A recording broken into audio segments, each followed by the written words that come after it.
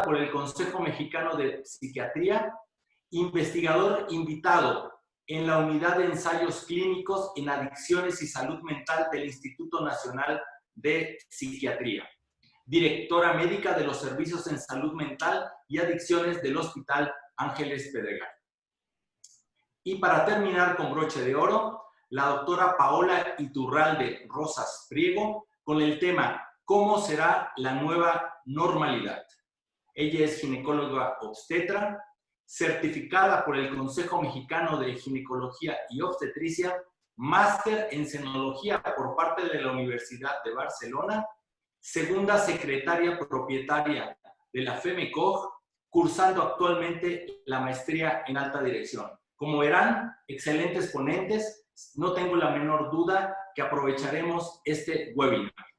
De tal forma que voy a dejar de compartir mi pantalla para cederle micrófonos y la ponencia al doctor Gómez Pedroso. Por favor, doctor.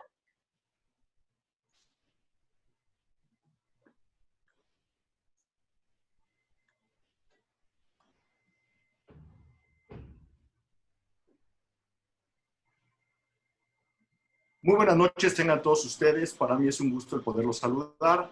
Tristemente no lo podemos hacer físicamente como estamos habituados a manejarlos en nuestras conferencias habitualmente, pero bueno, hacerlo de esta forma, al menos, como dicen en la televisión, estoy lejos pero cerca. Y bueno, hoy vamos a hablar de algunas recomendaciones y lineamientos en el grupo de pacientes con cáncer. Empezaría diciéndoles, cáncer y COVID no son buenos aliados. Le va muy mal al paciente con cáncer. Y eso lo vamos a ver un poquito más adelante. Si ustedes ven estas cifras, bueno, esta es nuestra agenda. Vamos a hablar de algunos de estos puntos de manera muy breve. Algunos vamos a profundizar un poquito más, pero vamos a tocar cosas de cáncer en general, de cáncer de mama, algunas recomendaciones en cirugía que hemos tratado de resumir para que sean más prácticas e interesantes para ustedes. Y bueno, si ustedes ven esta cifra, la Sociedad Americana de Cáncer reporta que al día hay 5,000 nuevos casos de cáncer en la Unión Americana. Bueno, pues he de decirles que este es un grupo de muy alto riesgo, de acuerdo a lo que vamos a venir platicando un poquito más adelante. Podríamos decir que la pandemia el 11 de marzo del 2020 fue declarada. Eso es un hecho. Para el día de ayer, que fue el peor día en las cifras que nos ha dado nuestro gobierno, se reportaron 3,912 nuevos contagios y hubo 1,092 muertes. Para el día de hoy hubo 816 muertes y se dice que el total de las muertes va en 12,548. Entonces, bueno, pues estamos en un pico muy alto y en la parte más álgida, yo creo, de la pandemia. Pero bueno, lo que les quiero decir es que para nosotros poder tener muy claro qué es lo que queremos hacer, punto número 1, tenemos que conocer qué está sucediendo con la enfermedad. Y bueno, para esto es importantísimo saberlo esto para poder tener una accesibilidad de los insumos de una manera adecuada. He de decirles que si nosotros no tenemos una planeación adecuada, entonces, bueno, pues tenemos que empezar a hacerlo y priorizar porque durante una época de pandemia los recursos y los insumos vuelan, tanto materiales como en personales, en médicos, en enfermeras, en camilleros, etc. Si nosotros sabemos el modo de transmisión de la enfermedad, si nosotros sabemos la interacción del paciente con el medio ambiente y los procedimientos o áreas en donde se generan aerosoles, vamos a poder entender mucho para poder manejar mejor en nuestras áreas de trabajo esta problemática. Y he de decirles una cosa fundamental. Nuestra piedra angular y lo que a nosotros nos ocupa es el cuidado de nuestras pacientes. Por eso hay que tener en mente y recordar que la paciente con cáncer se maneja dentro de un ambiente multidisciplinario. ¿Y qué quiero decir con esto? Bueno, pues que hay una gran cantidad de interconsultas o médicos que participamos en el manejo de ella. Desde ginecólogos, desde médicos internistas, desde radiólogos, cirujanos, oncólogos, ginecólogos, oncólogos, radioterapeutas. terapeutas, oncólogos médicos, etc. Por otro lado, el tratamiento del cáncer se considera un tratamiento de primer nivel y es una cosa fundamental para poder ver cómo es que vamos a manejar esta parte del tratamiento de nuestros pacientes. Y la otra cosa que es fundamental tener en mente es que en esta época de pandemia debemos de tratar de hacerlo en el menor tiempo posible con la mayor efectividad que podamos ofrecer. Bueno,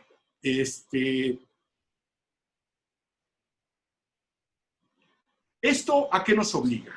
Nos obliga a dos cosas. Uno, a reorganizarnos y la otra, a readaptarnos. Y esto es un hecho, porque no tenemos que perder de vista que sin comprometer el pronóstico de la paciente, tenemos que adoptar estas dos nuevas tareas de reorganización y de readaptación. Para esto es fundamental tener en mente lo que se ha denominado el triage oncológico. ¿Y a qué me refiero con triage oncológico? Con triage oncológico me refiero a poner en la balanza la paciente con cáncer en relación a su manejo, cómo va a ser la progresión del cáncer, si va a empeorar su pronóstico si no la tratamos durante esta época de pandemia, y por otro lado, en la balanza, ver el riesgo de contraer la enfermedad de coronavirus. Entonces, aquí es donde vamos a hablar un poco más adelante de los lineamientos que hay en relación a esto para poder tener una idea más clara de cómo se debe de manejar esta situación. Bien, ahora, una vez que nosotros tenemos claro lo que es el triage oncológico, bueno, pues tenemos que hacer priorización de nuestros procedimientos. Recuerden que en estas épocas de pandemia hay que recanalizar o redistribuir nuestros recursos materiales porque el número de pacientes infectados va a ser muchos. Entonces, no podemos contar en la gran mayoría de las ocasiones, como fuera de pandemia, con todos los elementos para poder tratar a nuestros pacientes con cáncer. De tal manera que la cirugía de cáncer es un procedimiento esencial. Por otro lado, les diría que los insumos médicos están limitados. Un ejemplo de esto sería, en febrero del 27 en la Unión Americana se reportaba que había desabasto de un solo medicamento. Para el 21 de marzo había 26 medicamentos oncológicos en desabasto. Entonces, aquí es donde tenemos que priorizar y ver a qué pacientes, de acuerdo a este triage oncológico, tenemos que tratar de una manera inmediata, cuál es de una manera mediata y cuál posterior a la pandemia. Esto nos obliga a dos preguntas primordiales. ¿Las pacientes con cáncer son más vulnerables, por un lado, y por otro lado, tienen peor pronóstico? Pues la respuesta es sí. En un estudio en Wuhan, en China, en estudio multicéntrico de 14 hospitales, se vio que aumentaba 2 veces el riesgo de contagio en la paciente que padecía algún tipo de cáncer. Por otro lado, también se vio que el número de complicaciones era mayor. Y ellos evaluaban el número de complicaciones en cuanto a la severidad de la sintomatología por COVID y, segundo, en la posibilidad de ser manipulados mecánicamente. O sea, que acabaran en intubación, en una terapia intensiva y el riesgo de caer en terapia intensiva. Bueno, pues era mayor el número de complicaciones en los pacientes que padecían, además de la enfermedad de COVID, cáncer. Y la otra, que bueno, ellos reportaban una tasa de letalidad.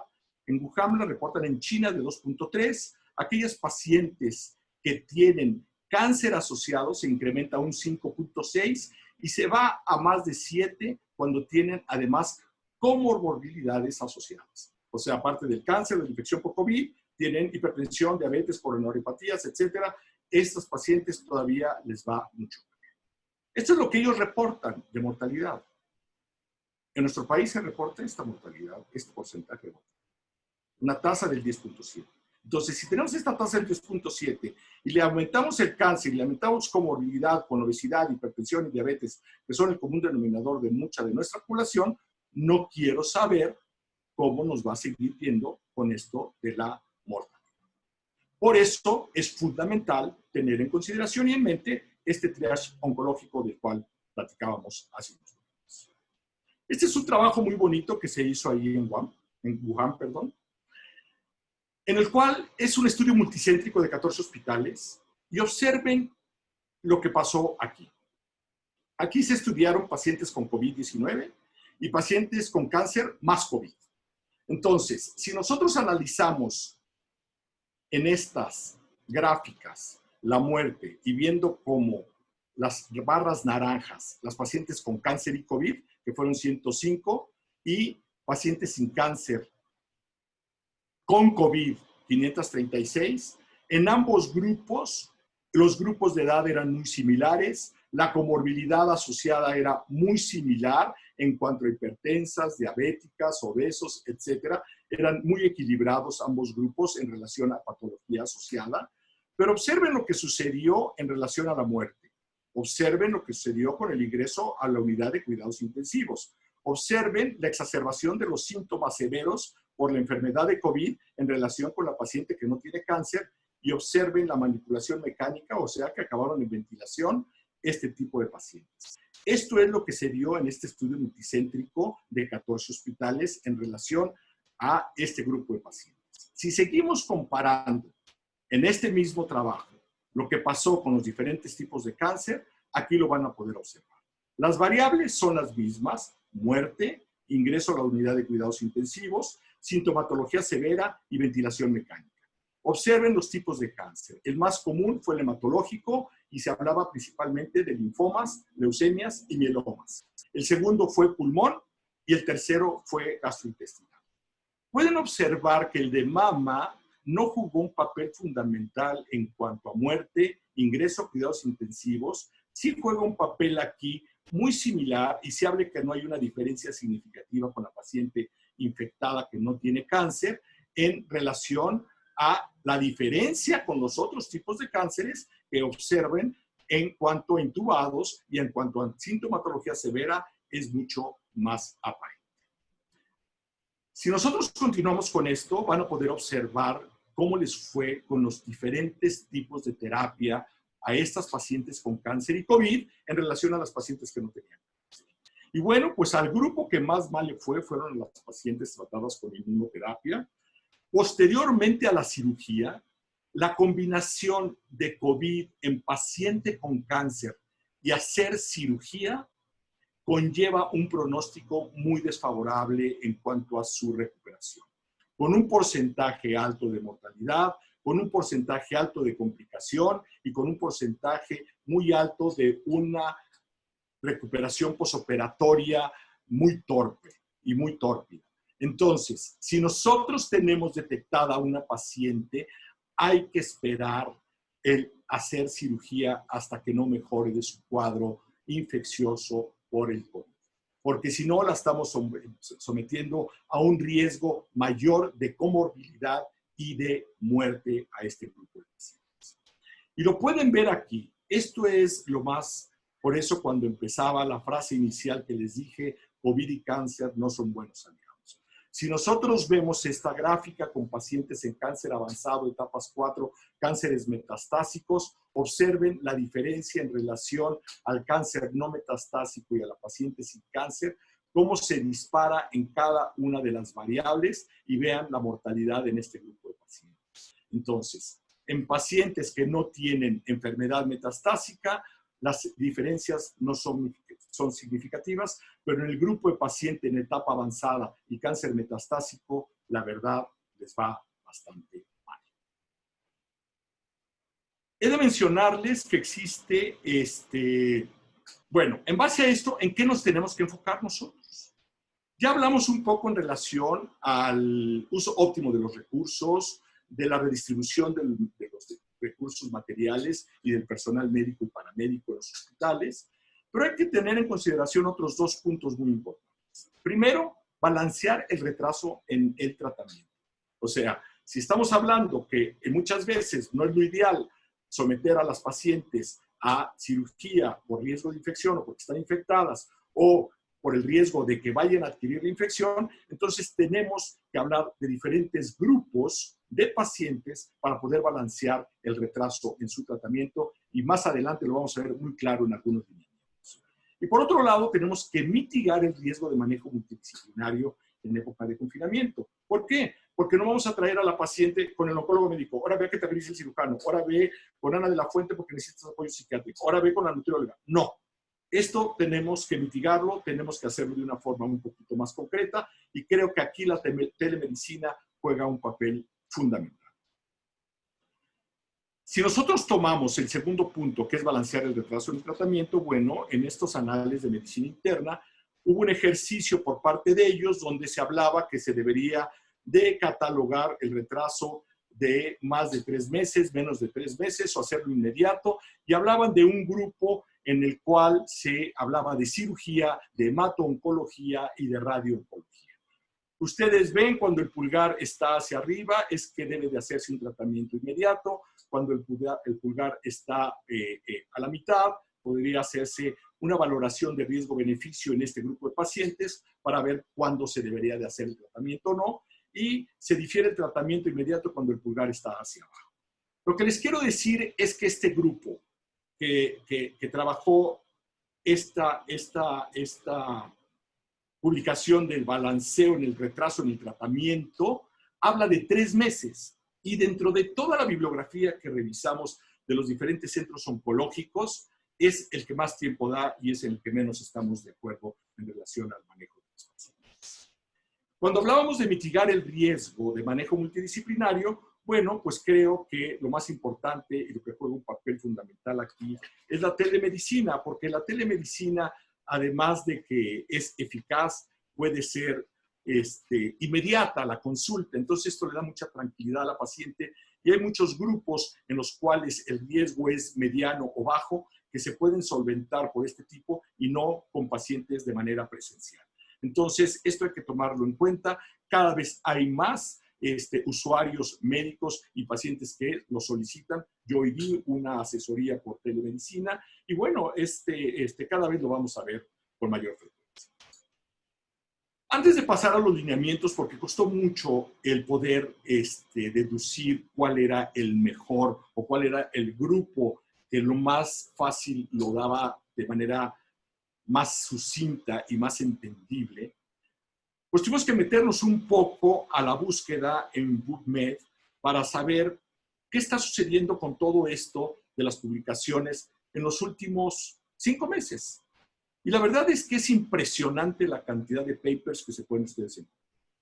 Si ustedes ociosamente hacen como hicimos nosotros, poner la palabra cáncer y COVID, les van a salir este número de resultados, 2.574 resultados. Si lo hacen un poquitito más específico, poniendo la palabra pacientes con cáncer y COVID-19, se reducen 300 artículos y van a tener este número de resultados. Si lo hacen un poquito más específico y hablan de cáncer de mama y COVID, van a encontrar 463 resultados. Pero si ustedes ponen pacientes con cáncer de mama y COVID, van a encontrar 419 resultados. Bueno, pero si nosotros queremos aplicabilidad en cuanto a evaluación, tratamiento y seguimiento, queremos ver desde el punto de vista clínico qué está sucediendo con estos pacientes, las publicaciones se reducen a 26 artículos. Pero ojo, no pierdan de vista esto. Es impresionante la cantidad de publicaciones que ha habido de enero a la fecha, al día de hoy. Por eso la revista Lancet el día de ayer emitió un comunicado de la preocupación en la poca credibilidad de muchos de estos artículos y de los muchos más que hay.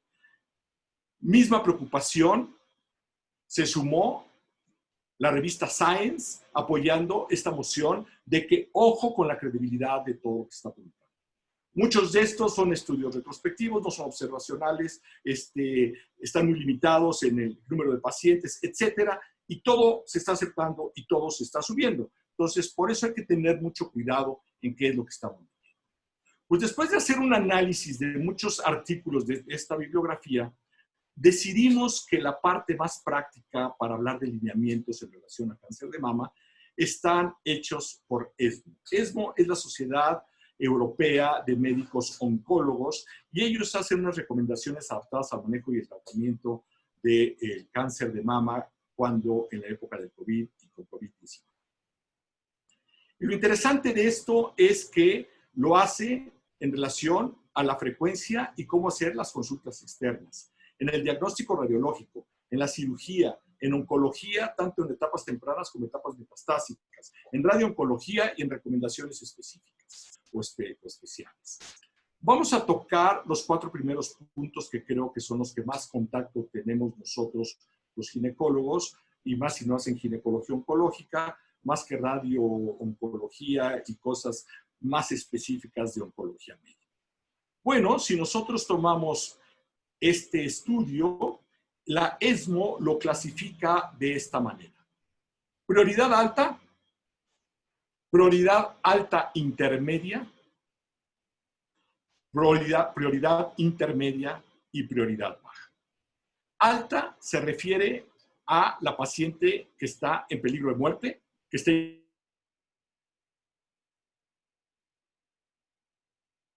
y tiene que ser en atención a la persona. Ojo, es cuando hablamos de urgencias quirúrgicas, médicas, etc. Alta intermedia, paciente no crítico, puede posponer su manejo, sin embargo necesita supervisión estrecha, ¿sí? Alternar citas personales, a lo mejor con telemedicina, puede ser una buena combinación. Prioridad intermedia, paciente no crítico. En caso de posponer más de 6 semanas, existe un impacto en su pronóstico.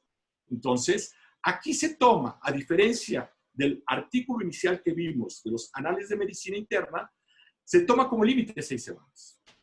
No más de 6 semanas, o esperar un determinado tiempo que nos puede llevar máximo 8 semanas, pero no está. Y prioridad baja es aquella paciente que esté estable, que la atención se puede posponer durante la pandemia y que después del confinamiento puede ser tratada en su consultorio de manera presencial. Ahora bien, si nosotros hablamos de la consulta externa, la prioridad alta es ver pacientes posquirúrgicas complicadas o pacientes con diagnóstico de cáncer de mama y embarazo. Eso es una urgencia y eso vale la pena verlo como prioridad alta. Prioridad alta media, cáncer de mama invasor y paciente en tratamiento con nuevos síntomas o efectos adversos cuando están en alguna terapia adyuvante. Entonces, esto ayuda mucho a la telemedicina. Y en estas pacientes de cáncer invasor pueden haber ciertas variables que vamos a poderlo ver cuando tienen un fenotipo de buen pronóstico luminal, en la que se puede empezar con hormonoterapia y a lo mejor que lo haga por 2 meses hormonoterapia y posteriormente puede ir a cirugía esta paciente. En fin, va a haber variables. No los triple negativos, no los HER2 positivos, que son tumores que son más agresivos, que son tumores que requieren de tratamiento en una etapa más mediana. Prioridad media, carcinomas in situ, pueden esperar más de 6 semanas y no pasa absolutamente nada. Visitas posquirúrgicas, principalmente los que no son de alto grado, visitas posquirúrgicas de pacientes sin complicaciones y ayudadas también por telemedicina. Y la prioridad baja sería en consulta externa, seguimiento de nuevos problemas o síntomas, pacientes de alto riesgo de cáncer de mama o recidiva y apoyo psicológico aunado a la telemedicina, o bien pueden esperar después de la pandemia si su sintomatología no es muy grave, y para esto la doctora Ana de la Fuente en la siguiente charla nos va a poder asesorar mucho. ¿Qué pasa con el diagnóstico de imagen? A lo mejor a ustedes les ha sucedido, pero a mí me preguntan muchos de mis pacientes. Doctor, es que me operó, yo tuve un cáncer de mama, me tocan mis estudios, me tengo que hacer mastografía. O la que no tuvo cáncer de mama, pero tiene antecedentes, y la que tiene riesgo, es que me urge saber si puedo ir al hospital, si puedo ir al gabinete. Bueno, la recomendación por ESMO es que prioridad alta son aquellos pacientes que tienen un tumor de mama palpable o síntomas sugestivos de malignidad, o que existe una recidiva locorregional, o que hay imágenes de BRAF5 adicionales que confirman el estudio mastográfico de que estamos ante un BRAF5. Prioridad media, aquí nada más las hace en alta, media y baja. Son todos los BRAF4. Biopsias con sospecha, guiada por sospecha cuando existe sospecha recidiva. Búsqueda de metástasis en etapas tempranas, sobre todo en tumores HER2. Y ecocardiograma en tratamiento con algunos medicamentos. Prioridad baja. Tamizaje o mastografías con BRAF3, ellas pueden esperar fácilmente sin problema alguno hasta después de la época de contagio y que se haya pasado la época de confinamiento. Cáncer en estadios tempranos en seguimientos por imagen y cáncer metastásico en seguimiento orientando a los síntomas. Y aquí la telemedicina en la gran mayoría de este rubro juega un papel fundamental. ¿Qué pasa con la paciente quirúrgica? Con la prioridad alta vamos a clasificar a las pacientes que tienen complicaciones de cirugía oncológica o reconstructiva, hemorragia, abscesos, infección, hay que verlas. Cirugía posterior a la adyuvancia, a lo mejor podemos esperar un mes del último ciclo de quimioterapia, pero aquellas pacientes que no tuvieron una respuesta completa o que tuvieron una respuesta muy pobre en relación a la neoadyuvancia, es urgente o es paciente de prioridad alta para llevar la cirugía. Cirugía en pacientes con cáncer invasor y cirugía de cáncer de mama y embarazo, alta prioridad para ser tratada. Aquí podemos ver, como les mencionaba hace unos momentos, de acuerdo al fenotipo del cáncer de este tipo de pacientes. Si son pacientes con luminales, tumores luminales, con receptores positivos, con HER2 negativo, con un Ki67 de baja índice de replicidad, pueden postergarse el tratamiento en este grupo de pacientes. Prioridad alta media, excisiones de una recurrencia maligna. Prioridad media, cáncer de mama de bajo riesgo, biopsias discordantes de malignidad y cuando se ha iniciado terapia adyuvante y para no retrasar el tratamiento de esta paciente. Baja prioridad, decisiones benignas, proliferativas, todas aquellas pacientes con datos de hiperplasias, con atipias o sin atipias, no importa, de papilomas intraductales, etcétera, pueden postergarse para después de la época del confinamiento. Las biopsias discordantes, la reconstrucción mamaria y la cirugía reductora de riesgo también no son ninguna urgencia y deben hacerse posterior a esto.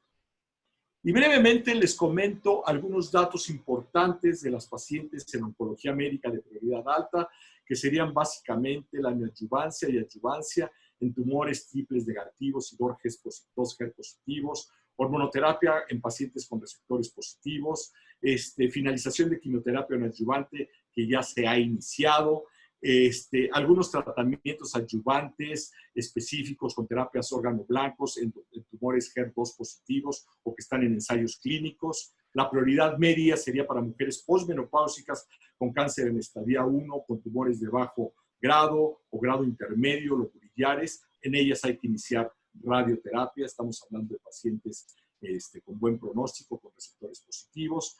Bajo riesgo en firmas genéticas, iniciar terapia endocrina. Retrasar trastuzumab 6-8 semanas en pacientes de alto riesgo por infección por COVID-19. Y prioridad baja serían este grupo de pacientes, de imágenes de seguimiento prácticamente, y que la telemedicina nos podría ayudar muchísimo.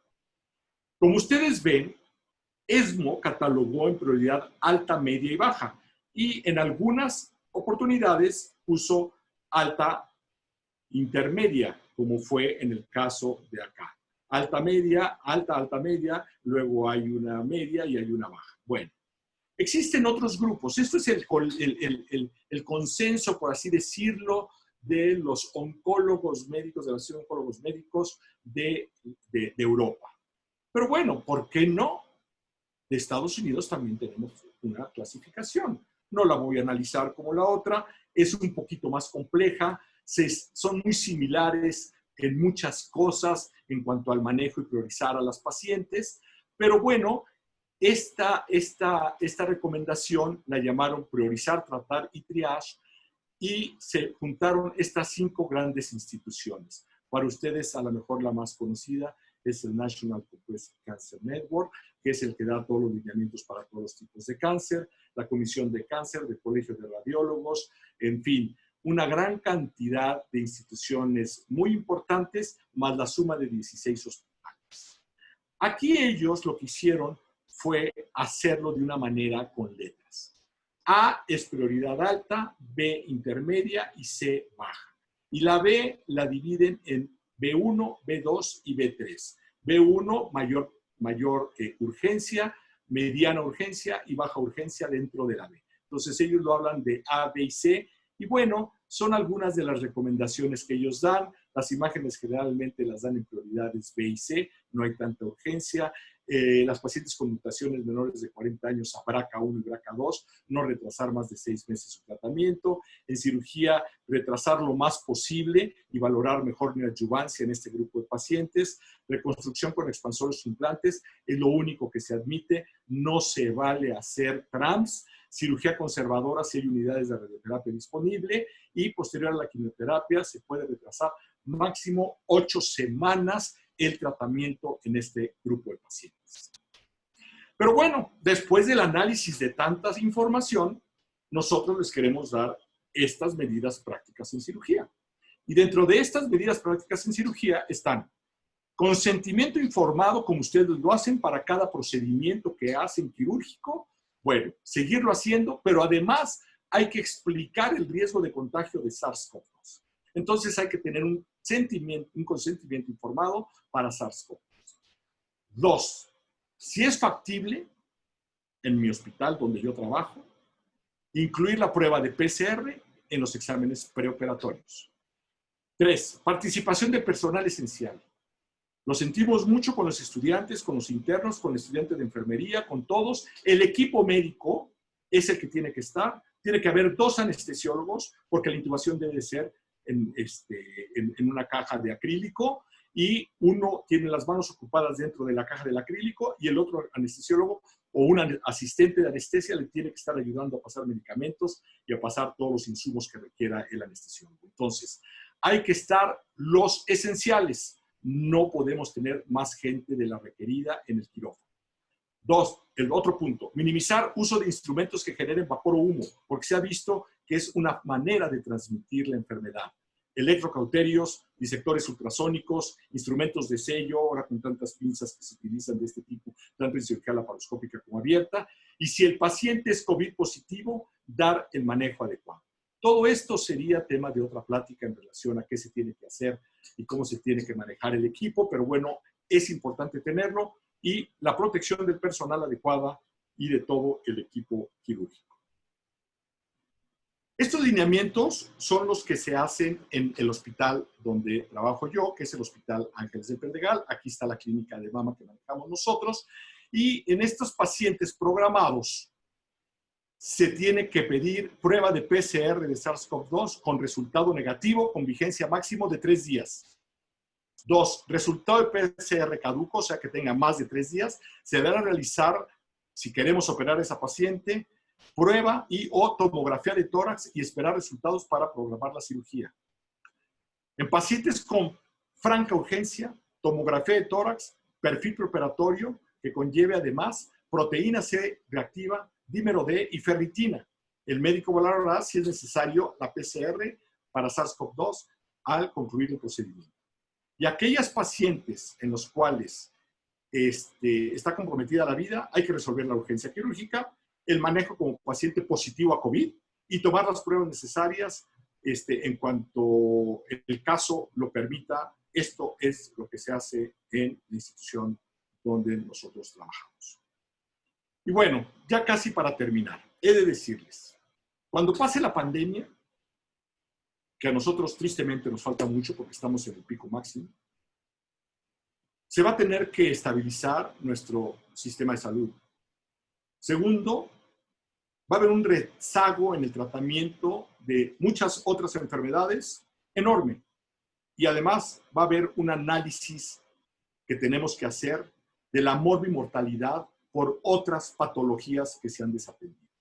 Observen esta curva. Tiempo e impacto del COVID sobre la salud. Si nosotros analizamos esta curva rosa, nosotros estamos justamente ahorita aquí. Mortalidad y morbilidad inherentes al COVID, y no sé si estamos todavía en fase ascendente o ya estamos llegando aquí, pero lo que nos indican las cifras es que todavía no estamos como en los Estados Unidos ni como en Europa, a 2 semanas después de un descenso de curva. No lo estamos. Sin embargo, nos mandaron a trabajar y empezaron a abrir la economía. Por otro lado, cuando venga el descenso de la curva, que es dentro de la primera oleada, vamos a ver cuántos pacientes se recuperaron y en qué condiciones quedaron después de haber permanecido en la UCI y con qué tantas limitaciones desde el punto de vista pulmonar y de otro tipo pudieron salir de la UCI estos pacientes. Después viene una segunda oleada, que es la curva azul. Y esta segunda oleada es pacientes urgentes no COVID demorados por restricción de recursos. Y aquí van a estar todos aquellos pacientes oncológicos, con medicamentos oncológicos, con diálisis peritoneales, en fin, un grupo muy grande de pacientes que se están descuidando actualmente por esta redistribución de insumos que platicábamos al principio. Y luego viene una tercera oleada, que es la verde, que es el impacto de la interrupción de la atención de enfermedades crónicas. Entonces vamos a ver qué pasó con el Alzheimer y con el Parkinson y con la diabetes y con las hipertensas y con las enfermedades de todo tipo crónico, qué tan mal se atendieron y en qué condiciones está este grupo de pacientes. Y también algo que es fundamental es esta cuarta oleada. Síndrome de estrés postraumático. Ana nos va a hablar mucho de esto, el burnout, enfermedades mentales, impacto de crisis económica y la desigualdad sobre la salud. Entonces, el problema sigue. El problema viene en grande, de tal manera que podríamos concluir. La cirugía oncológica es esencial y por eso es fundamental aplicar este triaje oncológico. Punto número 2. Las pacientes con cáncer en etapa avanzada más COVID tienen un peor desenlace y una alta mortalidad.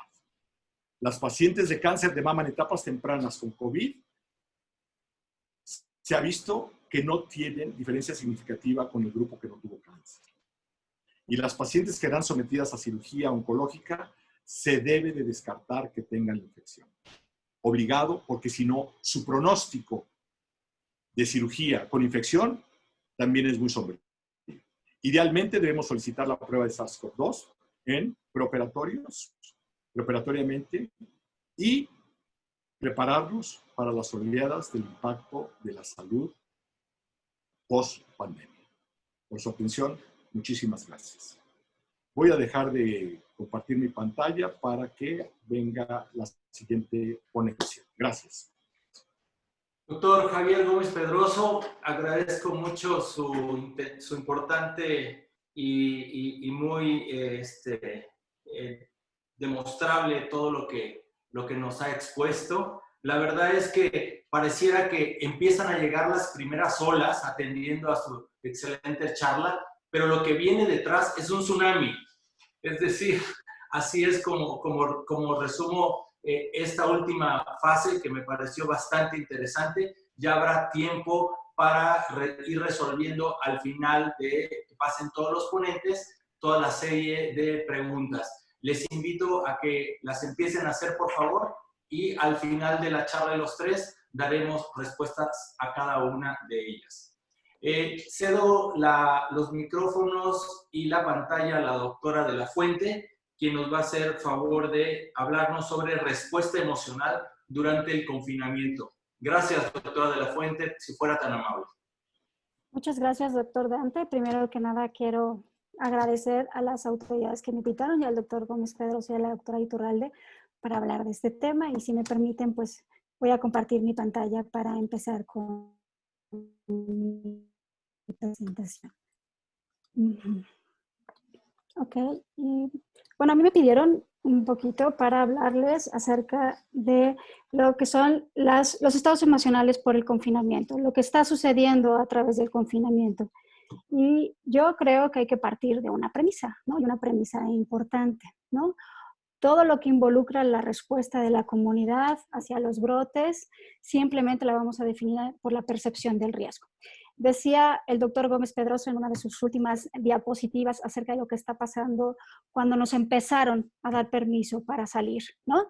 Y realmente no es lo que estamos viendo, o sea, lo que hicieron las autoridades o lo que hicieron con esta nueva medida es disminuir nuestra percepción de riesgo, o sea, nos dieron permiso, ¿no? Y eso es lo que realmente va a mostrar toda la variedad de factores emocionales que se van a presentar en nuestra comunidad y todo lo que está sucediendo, ¿no? Entonces, eso es algo importante, ¿no? Hablar de percepciones de riesgo y de lo que va a ir involucrando en cada una de las diferentes facetas. Y bueno, a ver, ¿cuáles son los problemas creo que esto lo han oído en muchos comentarios, ¿cuáles son los problemas más importantes que hay cuando nos dicen que hay aislamiento social, cuando nos dicen que hay una movilidad restringida o pobre contacto? Nosotros somos una cultura latina, ¿no? La cultura latina está muy acostumbrada a dar abrazos, a dar besos, ¿no? A demostrar mucho nuestra empatía. Entonces, las principales dificultades, o lo que se ha visto que son los principales problemas, son insomnio, ansiedad, depresión. El doctor habló de este trastorno por estrés postraumático que se va a presentar y que vamos a presentar en la cuarta oleada, si es que no lo estamos presentando ya en las curvas en México. Y hay una fase interesante, hay una cosa que se llama duelo. ¿Qué va a pasar con nuestras vidas antes y después, ¿no? De las situaciones que han venido ocurriendo y que se han ido presentando a lo largo de todo este tiempo que hemos tenido con la pandemia y cómo esto va cambiando de país a país. Entonces, las respuestas de duelo, que son respuestas normales y que son respuestas naturales, que deben resolverse aproximadamente en seis meses, van a estar complicadas, ¿no? Hay muchísimos en la pandemia, ¿no? Para hablar de poblaciones especiales, ¿no?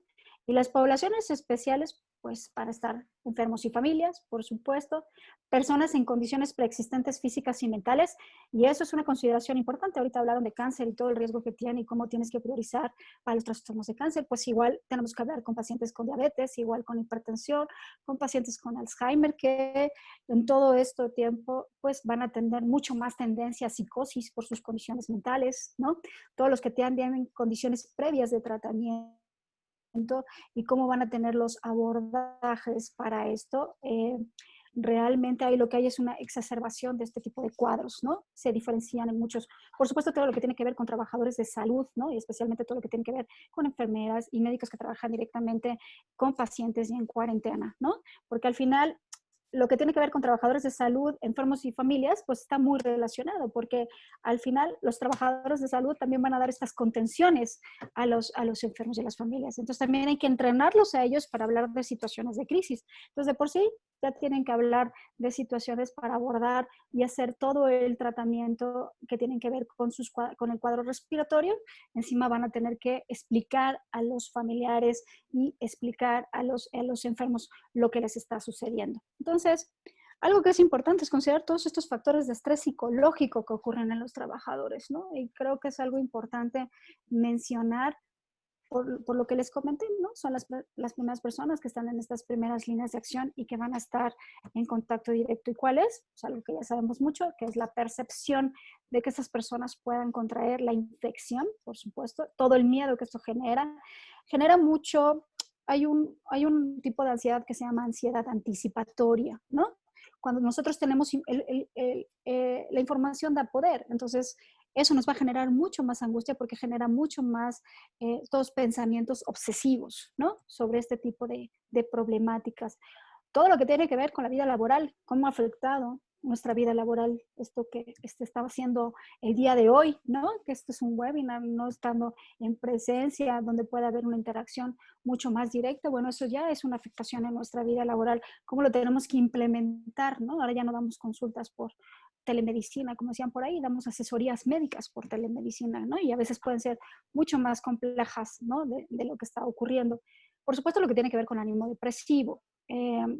Y esto es importante considerar porque cuando nosotros hablamos de trastornos depresivos que se clasifican en un amplio margen, aquí el ánimo depresivo te va a hacer que baje tu capacidad de atención y concentración casi un 10% de lo que tú tienes que dar, ¿no? Entonces, si ya tienes que tener personas que tienen que estar como muy alertas para todo este tipo de respuesta, pues obviamente su ánimo va a estar mucho más abajo, ¿no?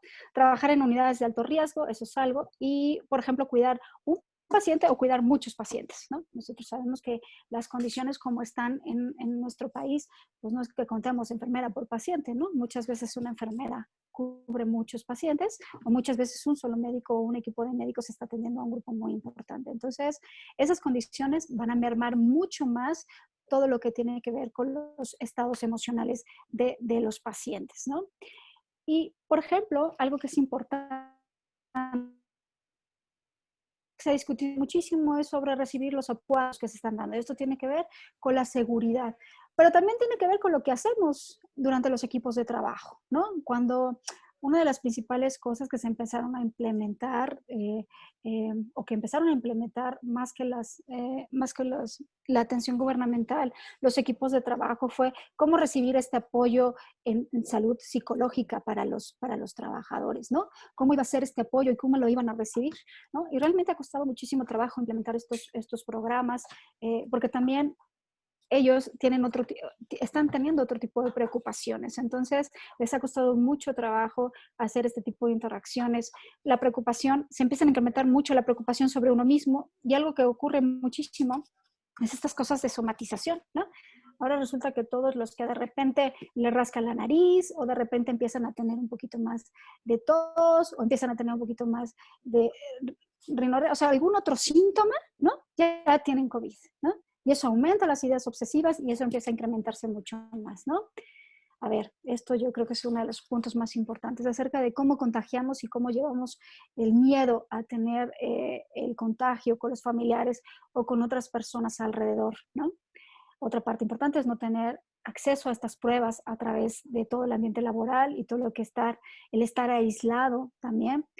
Y esto que tiene que ver con incertidumbre, un poquito de lo que les hablaba en mi primera diapositiva, ¿no? Tenemos que hablar de percepciones de riesgo y de lo que es el riesgo real, ¿no? Siempre cuando algo se legaliza, algo se pone en orden, disminuimos las percepciones. Cuando nos dan permiso, disminuimos la percepción de lo que realmente está ocurriendo. Todo lo que tiene que ver con un estigma social, ¿no? Hoy es mucho más grave, ¿no? Tener COVID que tener cualquier otra cosa, ¿no? Que a lo mejor ser un paciente que consume cocaína o un paciente que tiene un VIH o que tiene, o sea, realmente hoy un paciente con COVID tiene un estigma. Y además tratarlos, ¿no? Se vuelve peor, ¿no? En muchos se ha presentado sobre las segregaciones que a veces se han presentado para los equipos médicos. Y una sobrecarga de trabajo, ¿no? Esto sí es importante, ¿no? Esta sobrecarga de trabajo que te va a generar, pues uno de los principales problemas que tenemos por ahí, que se llama insomnio. De por sí, estas nuevas estrategias de trabajo a través de la telemedicina, estas nuevas formas de hacer nuestra vida de relación, está alterando nuestros ciclos naturales de comida, de deporte, de dormir, pues por supuesto las jornadas de trabajo se van a incrementar mucho más. Y bueno, a ver, mucho de lo que están mencionando los reportes en muchísimos artículos hablan de esto, de lo que juega el papel el sueño, ¿no? Cómo regula todas nuestras emociones. Al final, el sueño está regulado por un neurotransmisor que se llama serotonina, ¿no? Y por supuesto, va a tener toda una respuesta negativa a lo largo del día. Y entre eso puede ser irritabilidad, intolerancia, agresión, enojo. Hay una gama impresionante, ¿no? De todo lo que puede producir. Entonces, hoy hablar de calidad de sueño, que es una de las primeras recomendaciones, las recomendaciones más importantes que estamos dando, acerca de no alterar nuestros ciclos de sueño, acerca de dormir las 6 horas que deben ser horas reparadoras y horas adecuadas en donde tú al día siguiente tienes que sentirte descansado, ¿no? Y otra cosa importante, esto acerca de la incertidumbre, ¿no? Como todo lo que tiene que ver. ¿Qué pasa? Ya estoy aislado, entonces ya no sé qué le pasa a mi mamá, no sé qué le pasa a mi papá, no sé qué le está ocurriendo con mi misma vida laboral, no sé cuáles decisiones van a tener, ¿no? Y lo que viene después, esto de lo que ha hablado el doctor, ¿no? Nosotros estamos viendo todo lo que va a pasar en el medio médico, ¿no? Pero va a pasar muchísimo, ¿no? Nuestra vida va a cambiar. Ahorita Paola va a abordar un poquito acerca de todos los cambios que vamos a tener y cómo van a repercutir estos cambios en nuestra vida, ¿no? Y es importante cuando, por ejemplo, separamos, ¿no? Separamos a nuestras familias, ¿no? Y cómo ellos aprenden a canalizar, ¿no? Estas emociones. Entonces, muchos de ellos van a tener cuadros depresivos o cuadros ansiosos que a lo mejor no son muy graves, a lo mejor no tenemos que medicar, solamente tenemos que dar contención, ¿ok? Pero muchos de ellos van a ser graves porque van a estar acompañados, por ejemplo, de estos de ideas suicidas o ideas de muerte, ¿no? Que esas tendremos que evaluar lo que tienen de riesgo para poder tomar decisiones adecuadas en esto, ¿no? Hay una cosa que se puede presentar mucho cuando hay situaciones de crisis, en momentos que se llaman trastornos adaptativos o fases o reacciones de ajuste, ¿no?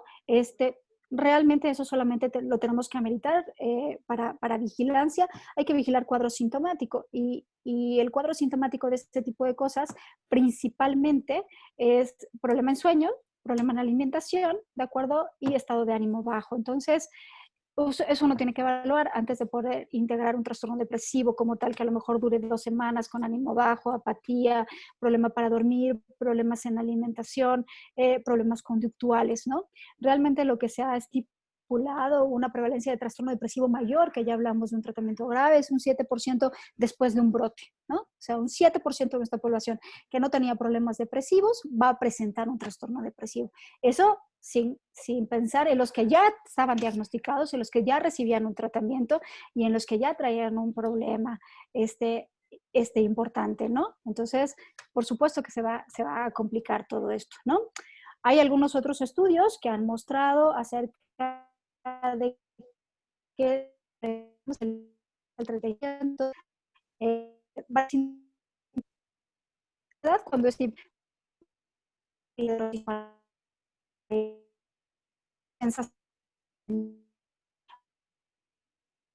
sugestivos de ansiedad, a lo mejor,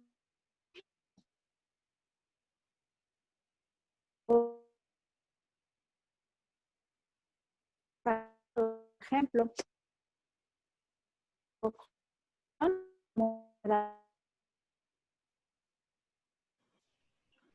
Perdón, Anita, la última parte no se oyó. Si te pegas el micrófono un poquito más, porque en la última parte se perdió.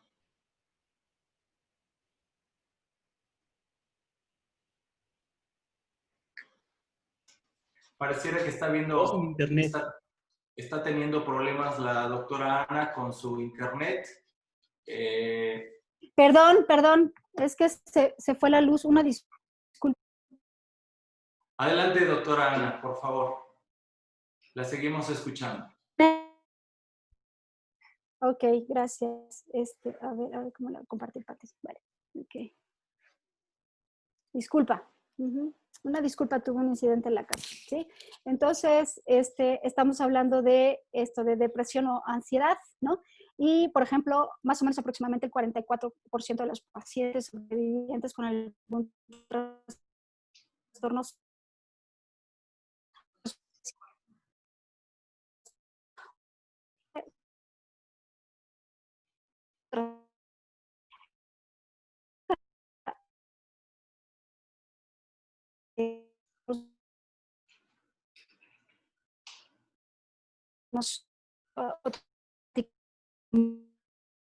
Nuevamente, doctora Ana, estamos teniendo problemas con su sonido.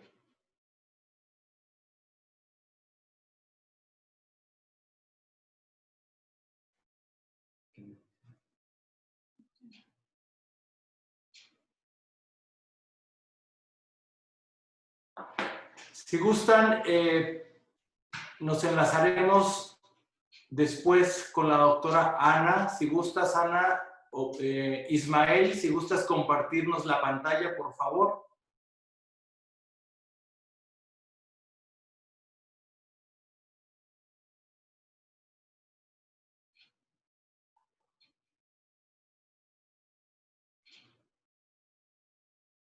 Adelante. La doctora Ana, pareciera que estás teniendo problemas con tu sonido. Con la luz. Se nos está cortando mucho. ¿Te parece que le cedemos los micrófonos y la pantalla a la doctora Paola? Y si gustas, nos regresamos contigo. ¿Te parece? Vale, sí. Muchas gracias. Voy a revisar eso. Gracias. Doctora Paola Iturralde, muchas gracias por estar con nosotros. Adelante, por favor. ¿Cuál será la nueva normalidad, Paola? Bueno, dame 2 segundos en lo que yo me comparto la pantalla aquí con ustedes. Y acomodo todo como debe de ser para que no haya problemas posteriormente. Bueno, antes que nada, quiero agradecerles que ustedes estén aquí acompañándonos.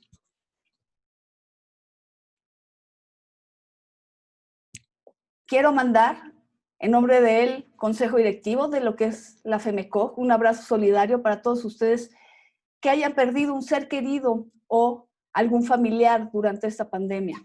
De la misma manera, un agradecimiento y un reconocimiento a todo el personal médico, a la intendencia, paramédicos, administrativos que están actualmente al frente de esta pandemia. Creo que es algo que se debe de reconocer y se debe de aplaudir. Tristemente y sin ponerme pesimista, quiero comentarles que nada volverá a ser igual. ¿Hasta cuándo? Hasta que tengamos una vacuna, un tratamiento eficaz que realmente sea lo que nos pueda ayudar con esta enfermedad, que no sabemos cómo se comporta en cada una de las pacientes que se llegan a infectar. Pueden tener diferentes cuadros clínicos, llegando obviamente hasta la fatalidad. Lo que vamos a hacer es, vamos a englobar todo esto en lo que se llama una nueva visión social. Y esto está compuesta por solamente 5 puntos que vamos a ir desglosando uno por uno. Inicialmente, vamos a hablar de lo que es la convivencia y la socialización. Aquí vamos a hablar de la convivencia, de la educación desde casa o como generalmente se conoce más comúnmente el homeschooling, lo que es el entretenimiento o los cambios en el tejido social. Sí, es cierto, a partir del confinamiento estamos pasando más tiempo en casa. Eso no hay cómo negarlo. ¿Por qué? Porque estamos estudiando a distancia, estamos trabajando a distancia, conocidos o mencionados como homeschooling y como home office. ¿Y qué nos ha llevado a esto? Tenemos que reestructurar los espacios. Tengo que tener un área donde tengo que poder hacer ejercicio o incluso tratar de distraerme, aunque sea una televisión, para poder segmentar lo que es mi vida profesional con mi vida personal. Un área, obviamente, para preparar alimentos, porque ya voy a estar haciendo todos mis alimentos en mi casa. Y lo que ya comentamos de la oficina y de la escuela, que muchas veces va a ser el mismo espacio y que vamos a tener que estar alternando con nuestros seres queridos. En la sociedad ha habido cambios de cuando empezó la pandemia hasta el momento actual en cuanto a que hay un mayor interés por cuidar a los que son los más vulnerables. ¿A quiénes me refiero? A las personas de la tercera edad, a los enfermos, mujeres embarazadas, menores de 5 años. Hay incluso programas que se ha hecho, tanto de forma privada como por parte del gobierno, para cuidar y procurar a este grupo o a estos grupos vulnerables. Y si se dan cuenta, ¿esto qué hace? Le está dando un valor sin precedente a tener salud. Es decir, separa a los enfermos de los sanos. Entonces, se dice que idealmente, después de esta situación de golpe, de esta crisis que estamos viviendo, de una sociedad plenamente y francamente consumista, cambiemos a lo que es una sociedad un poco más humana. Es decir, que mejoremos. ¿Por qué? Porque necesitamos interactuar de forma segura con otras personas. O sea, no solamente es el convivir, también necesitamos socializar. Y eso tenemos que hacerlo de una forma segura. Como pueden ver, en esta parte, se hizo una búsqueda de todas las actividades que se estaban haciendo en casa. Vean, el morado es realizar o cocinar recetas de galletas o cocinar con la familia. El azul es hacer rompecabezas o juegos con la familia. El tercero es el home office. Y el último es el homeschooling. Es decir, realmente el que menor tiene es los de homeschooling, es decir, los alumnos. Entonces, ¿a qué voy o con qué quiero denotar en esta diapositiva? Principalmente, las actividades que más estamos haciendo son las que convivimos con la familia, porque necesitamos socializar, necesitamos convivir y necesitamos interactuar. ¿Qué es lo que nos lleva el homeschooling o el estudiar a distancia o el estudiar desde casa? Uno, no se van a perder los ciclos escolares, es decir, no va a haber un rezago escolar.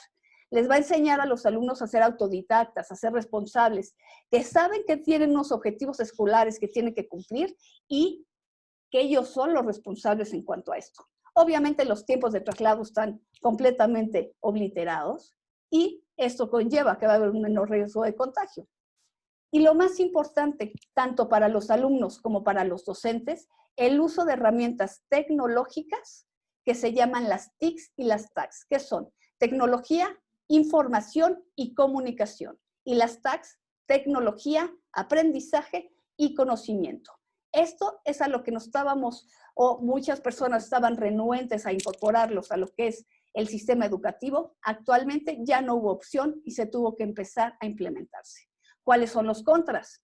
Uno, van a requerir una mayor supervisión y un mayor apoyo. ¿Por parte de quién? No solo de los maestros, también de las mamás. Las mamás se están convirtiendo en ama de casa, en mamá, en maestra, y si además trabaja en lo que tiene que hacer de su trabajo profesional.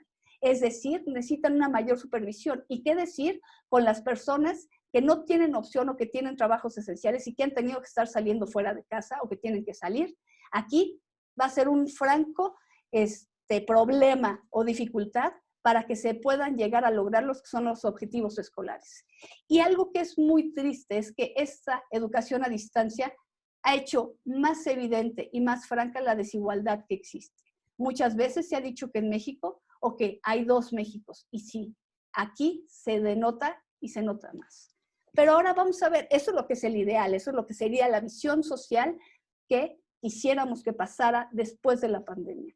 Pero ¿qué está pasando en México con la convivencia y con la socialización? Tristemente, no estamos acostumbrados a convivir, más sí a socializar. ¿A qué voy? No estamos acostumbrados a vivir 24/7 con el esposo, con la pareja, con los hijos, con los papás. Podemos vivir un determinado tiempo, pero después nos salimos con las amigas o nos salimos con otros miembros de la familia, que eso nos rompe la rutina y nos tranquiliza en cuanto a la socialización. ¿Y eso a qué nos ha llevado? A que ha aumentado la violencia 20%, es decir, enorme ese porcentaje. Vean estas cifras duras. De enero a abril se abrieron casi 70,000 carpetas de investigación por denuncia de violencia familiar. De marzo a abril, 1,500 denuncias más que en el 2019. En abril y mayo, 1,350 denuncias más. Y aquí llama la atención. ¿Por qué disminuyó? No disminuyó porque nos llevemos mejor. No disminuyó porque tengamos una mejor convivencia o seamos fraternales, como dicen que somos. No. Disminuyó porque obviamente hay mayores dificultades para denunciar por la restricción que hay. No pueden salir. Si ya es la fase 3, era la fase 3 o estamos en fase 3, bueno, ya se abrió el lunes.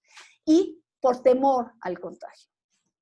Pero ojo, no solo debemos de tener en mente la violencia familiar, también hay violencia de género y violencia sexual. Y esta, vean las cifras, ha aumentado más en lo que es enero y abril y posteriormente en marzo y abril disminuyó. Lo que comentaba Ana, no estamos acostumbrados a vivir con nosotros mismos. Y eso que hace detona todas las personas que traían problemas de depresión y los que no lo traían muchas veces pueden aparecer. Entonces, esto lo podemos ver como un momento decisivo para saber qué es lo que nosotros queremos, para empezar a conocernos y para decidir qué vamos a hacer, si solamente sobrevivir y llevarla como vamos, o realmente vamos a aceptar los cambios ante los que nos estamos presentando y que la pandemia nos está obligando a tomar. Es decir, debemos replantearnos la vida y nuestras relaciones, tratar de mejorar mucho de lo que tenemos y de lo que llevamos. En cuanto al homeschooling, vean, qué triste. Sí, el homeschooling, si de por sí la educación en México estaba marcada por una desigualdad franca, bueno, el homeschooling es un enorme desafío de equidad educativa. Vean cómo empezó lo que es la historia. Inicialmente dijeron, vamos a cerrar las escuelas, todos váyanse a su casa y vamos a hacer educación a distancia. La transmisión va a ser por televisiones, Canal 11, Canal TV UNAM e Ingenio TV. Problema, no tienen cobertura suficiente a lo largo de todo el país. Un mes después, o más de un mes después, la Comisión de Educación se dio cuenta y resolvió. ¿Cómo resolvió? Se conjuntaron y llegaron y por televisión abierta hicieron un acuerdo, hacen un esquema de multiprogramación y entonces empiezan a poner todos los programas educativos, ahora sí por televisión abierta, pero se perdió casi un mes. ¿Por qué? Porque no estábamos preparados, porque no se había hecho lo que se tenía que haber hecho en cuanto a previsión. Y además, muchos piensan que hacer homeschooling es poner el teléfono, empezar con el Zoom o cualquier plataforma y empezar a dar la clase como si estuvieran en vivo. Ojo, eso no es. Para eso están las TICs y las TACs. a lo cual muchos de los docentes estaban renuentes a hacerlo, y no tienen la experiencia, no tienen la capacitación, no saben cómo marcarlo. ¿Y eso a qué nos ha llevado? Uno, a que nos ha revelado el atraso enorme digital educativo que tenemos, no solo en México, sino en América Latina. Y los profesores no están interesados en esto. Entonces, hay un abandono enorme, sobre todo en los alumnos de primaria, con las clases a distancia. ¿Qué hacen? Oye, la Comisión Educativa llegó y dijo, voy a hacer 3 modalidades. Vamos a hacer una que se llama Aprende en Casa. ¿Cómo hacemos? Vamos a poner unos programas en televisión, que después de un mes la pusieron en televisión abierta, y al finalizar, cada alumno tiene ciertas actividades y estos se tienen que hacer entregables, y estos entregables va a ser la evidencia para que cada alumno demuestre que aprendió y va a pasar de año. Si no lo puedes ver, estos van a estar en internet, en el canal de YouTube, y entonces puedes ver tu video. Y si te metes a internet, en el portal, va a haber un catálogo de actividades que vas a poder tomar para hacer tus entregables. La segunda modalidad que hicieron es Google. Google habló con el gobierno mexicano y brindó unas herramientas de Google para la educación. Y la tercera es los jóvenes en casa, que es para la educación media superior, que aquí tenemos, hoy nada más estamos hablando de 5.2 millones de alumnos. Ahora, ojo, todo es, o la gran mayoría, por internet. La INEGI reporta que más del 40% de la población mexicana carece de servicios de internet y vive en condiciones de vulnerabilidad. Entonces, la modalidad 1, si no pudiste verlo, o para hacerlos entregables y subirlos a las plataformas, la segunda modalidad de Google y la tercera modalidad de jóvenes en casa, no se puede aplicar en la gran mayoría de las personas. Tengan en mente esto. Si yo hablo de clase alta y de clase media, el 90% de ellos va a tener acceso a internet. Pero si hablo de la clase baja, solamente el 15% de ellos tienen acceso a internet. Es decir, ese 15% de la clase baja va a tener que buscar alguna opción como un cibercafé para hacerlos entregables para que sus hijos puedan pasar. El 31 de mayo, nuestro secretario de Educación, el licenciado Esteban Moctezuma, habló y dio 9 pasos para una nueva normalidad en cuanto a la escuela para evitar el riesgo de contagios. Entonces, ¿qué debemos de hacer? Los expertos en educación dicen que no solo es, se acabó la pandemia, regresen los alumnos y seguimos, ahora sí que borrón y cuenta nueva, como se diría cotidianamente. No, ¿qué hay que hacer? Llegan los alumnos y los tenemos que hacer un diagnóstico de 2 semanas para ver qué tanto aprendieron. Los que no aprendieron los tengo que regularizar y los tengo que nivelar. Tengo que ajustar los calendarios, que ahorita tentativamente está, que van a empezar el 10 de agosto. Tengo que adecuar los programas para que los objetivos de aprendizaje de cada año se cumplan, porque si no, estamos perdidos. Y después de la pandemia va a aumentar per se el abandono escolar. Entonces, identificar esos alumnos que ya no regresaron para tratar de reincorporarlos. Pero lo más importante, se dice que cuando nos topamos con pared debemos de aprender de las situaciones adversas. Entonces, se recomienda, y es algo que ojalá se pudiera hacer, desarrollar plataformas para futuras contingencias o valorar incluso opciones híbridas. Esto se debió de haber hecho cuando tuvimos la pandemia de la influenza. Esto no nos debió de haber pasado actualmente y tristemente sí nos pasó. Nuestro segundo punto, que es salud consciente, vamos a hablar de solamente 3, alimentación, actividad física y servicios médicos. Estos hábitos han tenido que cambiarse y tendrán que adaptarse, no van a quedarse como los conocíamos. La alimentación, ya se dijo, hay que cocinar en casa, los restaurantes están cerrados, y si yo pido domicilio, muchas veces tenemos la duda de cómo están preparados y qué higiene o qué tan higiénicos están siendo. Como yo estoy preparando mis alimentos, voy a buscar hábitos más saludables. Hay muchas campañas de bienestar. Se está haciendo mucho hincapié en la seguridad, en la higiene de los alimentos y el consumo a los pequeños locatarios de nuestras zonas, de nuestras colonias, se está haciendo mucho hincapié. Entonces, esto es lo que podríamos decir que es la salud consciente. En cuanto a la actividad física, los que tienen acceso a Internet, en cuanto a las búsquedas, se ha visto que lo que más se ha buscado son entrenamientos en casa, pesas rusas o incluso profesores individualizados virtuales. Hay clases que uno puede llegar a tomar de Zumba, jazz, ejercicios, etcétera, a través de Internet. Y lo que nos importa más a nosotros es lo que ya comentó el doctor Gómez Pedroso en su plática, la famosa telemedicina. ¿Por qué nos va a servir? Porque sí, nos va a ayudar francamente a descongestionar los servicios tradicionales sin el riesgo del contagio, que eso es lo que todos tememos. ¿Por qué? Porque son eficaces y son inmediatos.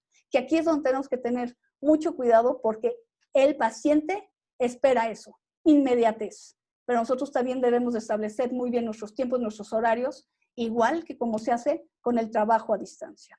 Bueno, las plataformas digitales son las que más han subido en cuanto a la cantidad o en cuanto a su valor en cuanto a la bolsa.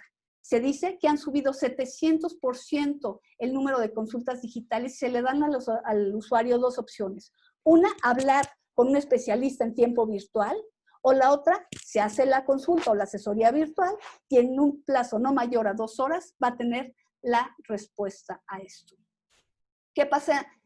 Todo esto de salud consciente, ¿cómo la podemos traspolar o aplicar en México? Bueno, los restaurantes, si no hacen una medida agresiva de reapertura y de posicionamiento, van a tener serios problemas. ¿Por qué? Porque van a tener los insumos limitados, porque van a tener que empezar con un cierto porcentaje de aforo según el color del semáforo.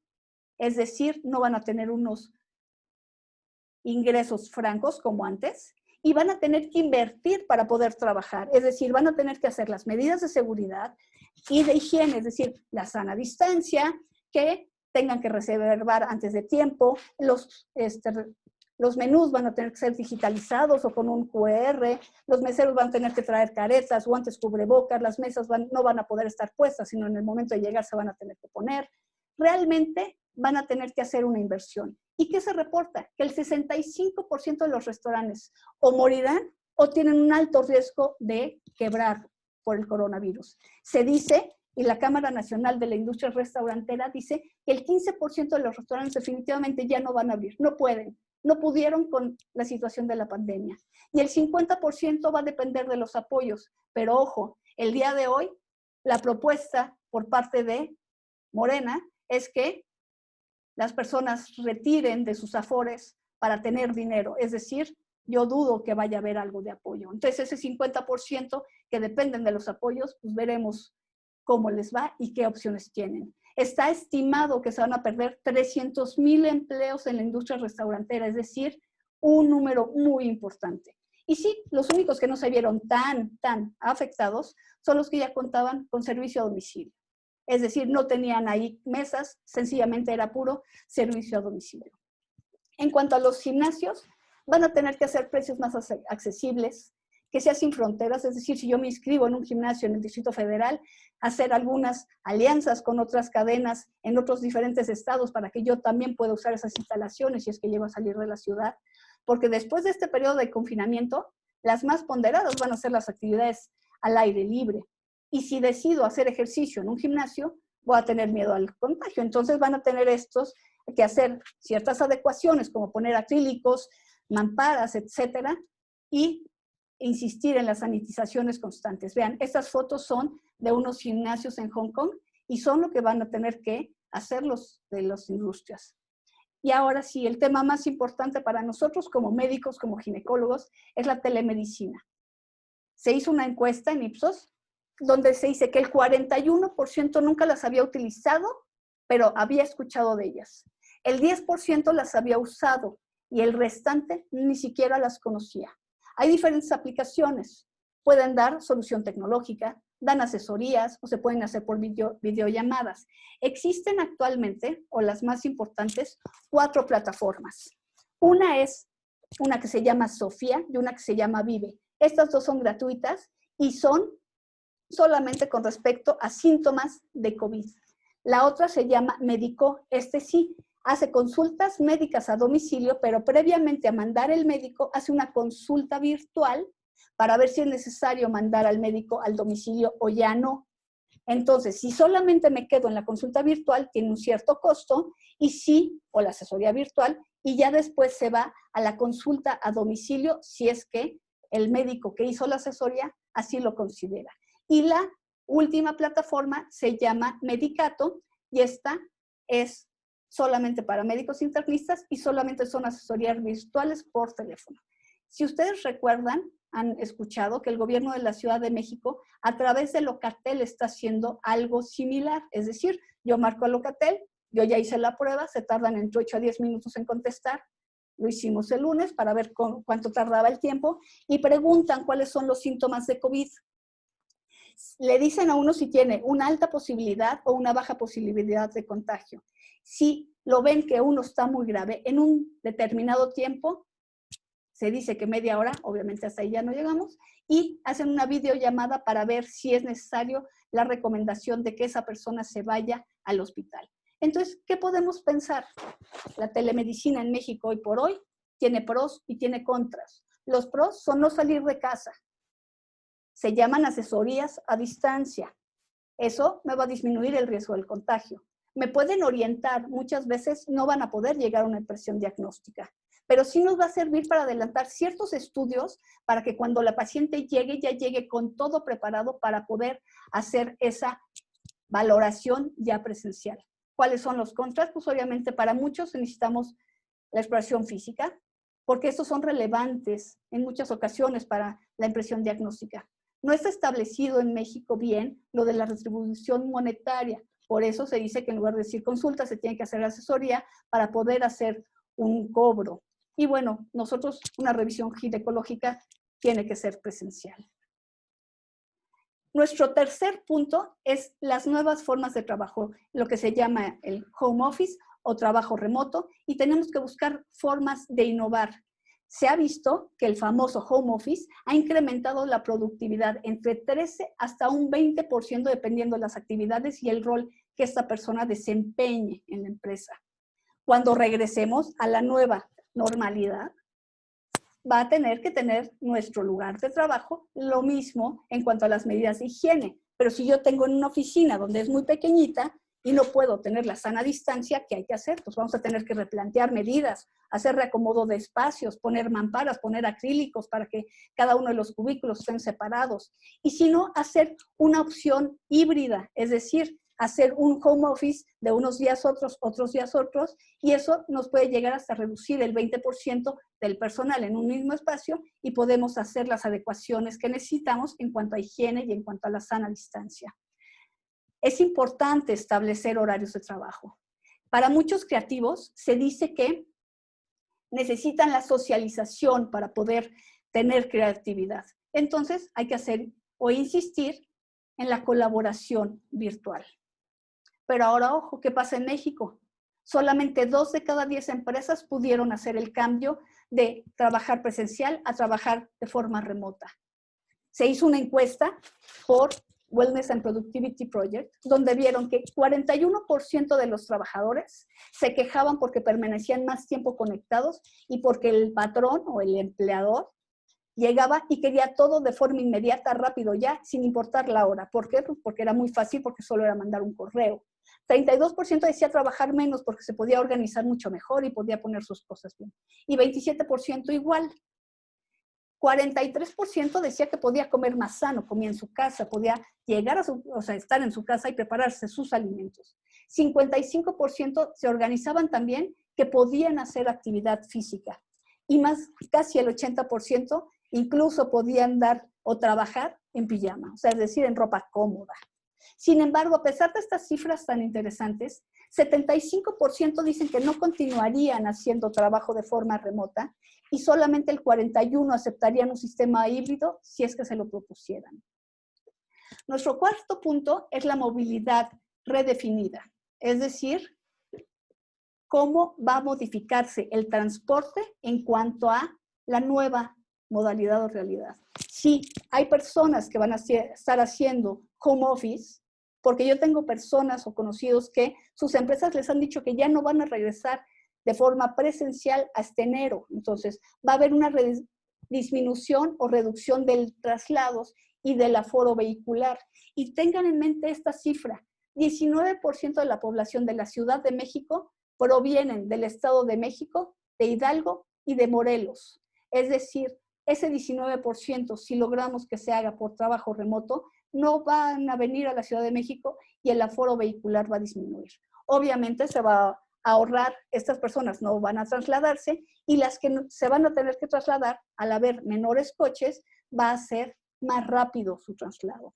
Si estimamos que del ingreso de cada una de las personas, el 20% se les va en pagar pasajes o en transportación, eso también al hacer remoto se lo van a poder ahorrar.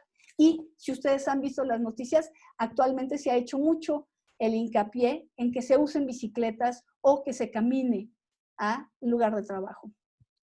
Se dice que idealmente se pudiera hacer un rediseño de lo que es la logística del transporte, la toma de temperatura, estar preguntando los síntomas, poder hacer una trazabilidad del contacto durante todo el viaje, como se hizo en Corea del Sur, puntos de sanitización constantes, que ya vieron cómo cuidaron todos los lavabos que pusieron en la Ciudad de México, protocolos de acceso, es decir, que traigan cubrebocas, guantes, al ingreso sus tapetes desinfectantes, y el más importante, el rediseño de sistemas de ventilación, porque se ha visto que mientras más cerrado, más pequeño sea el espacio, mayor el riesgo de contagio. Pero bueno, si en México tenemos un transporte saturado y obsoleto, ¿cómo vamos a poder implementar estas medidas?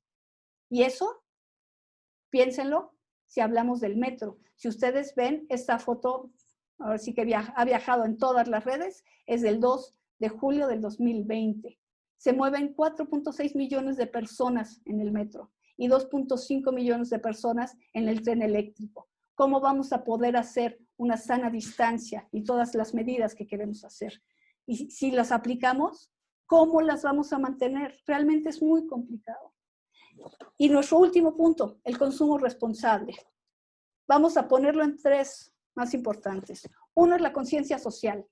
Voy a asignar mi gasto. Voy a resolver o evitar el endeudamiento. Hay gente que no tiene dinero, que no está teniendo ingresos y que no quiere endeudarse. Una conciencia ambiental. Realmente, muchos de los expertos dicen que de lo que está pasando, parte es por el calentamiento global y por todas las agresiones que hemos hecho al medio ambiente per se. Entonces, también debemos de tener una conciencia ambiental.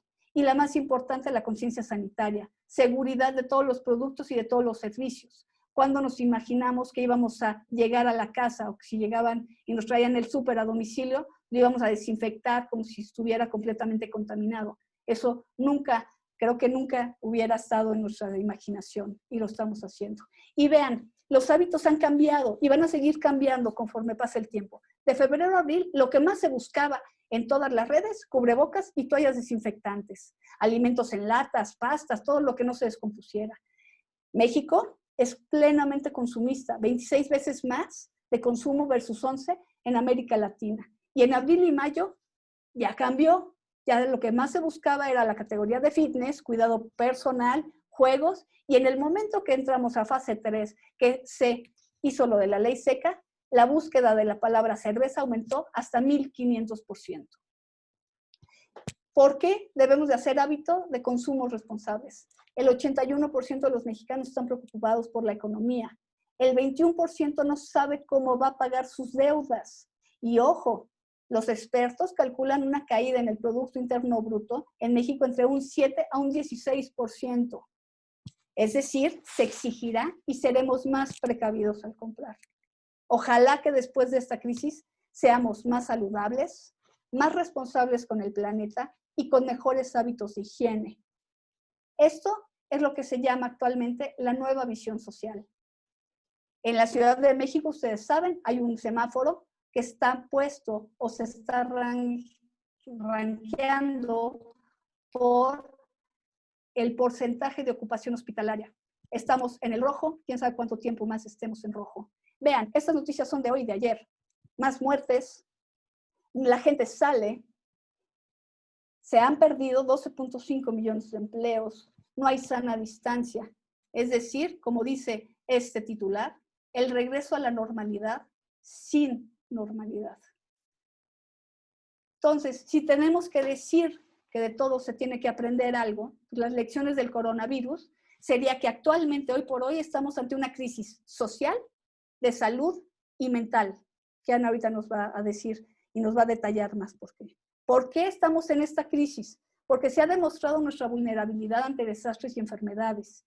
Se ha evidenciado la fragilidad de nuestras cadenas productivas y alimentarias.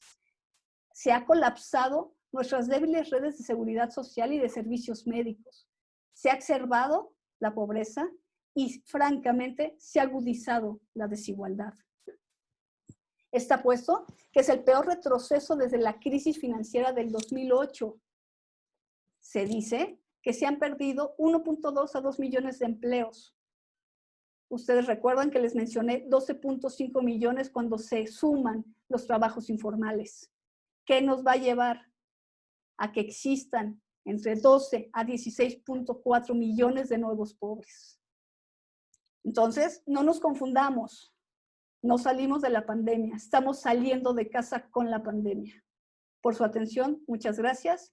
Y le doy la palabra al doctor Dante Carvajal. Dejo de compartir mi pantalla.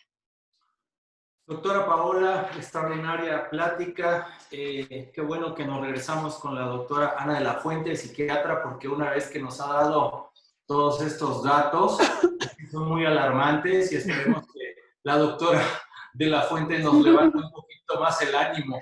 Regresamos con usted, doctora de la Fuente, por favor. Muchas gracias, doctor. Voy a compartir mi pantalla y ofrezco una disculpa por un problema técnico en mi casa, una disculpa. Entonces, a ver, no sé si les voy a dar un poquito más de paz o los voy a encantar un poquito más. Yo hablaba al principio acerca de lo que tenemos que hablar con percepción de riesgo, ¿no? Uno de los problemas más importantes que se ha evidenciado o que se ha encontrado a través de todos estos problemas es insomnio, ansiedad, duelo, trastorno de estrés postraumático que ya han mencionado mis compañeros, por supuesto, ¿no? Y las poblaciones que pueden estar más afectadas. Las poblaciones más afectadas pues son médicos, por supuesto, tiene que ver con población de enfermos y familias, tiene que ver con pacientes que ya tienen problemas preexistentes, ¿no? Y cómo van a estos ir desarrollando.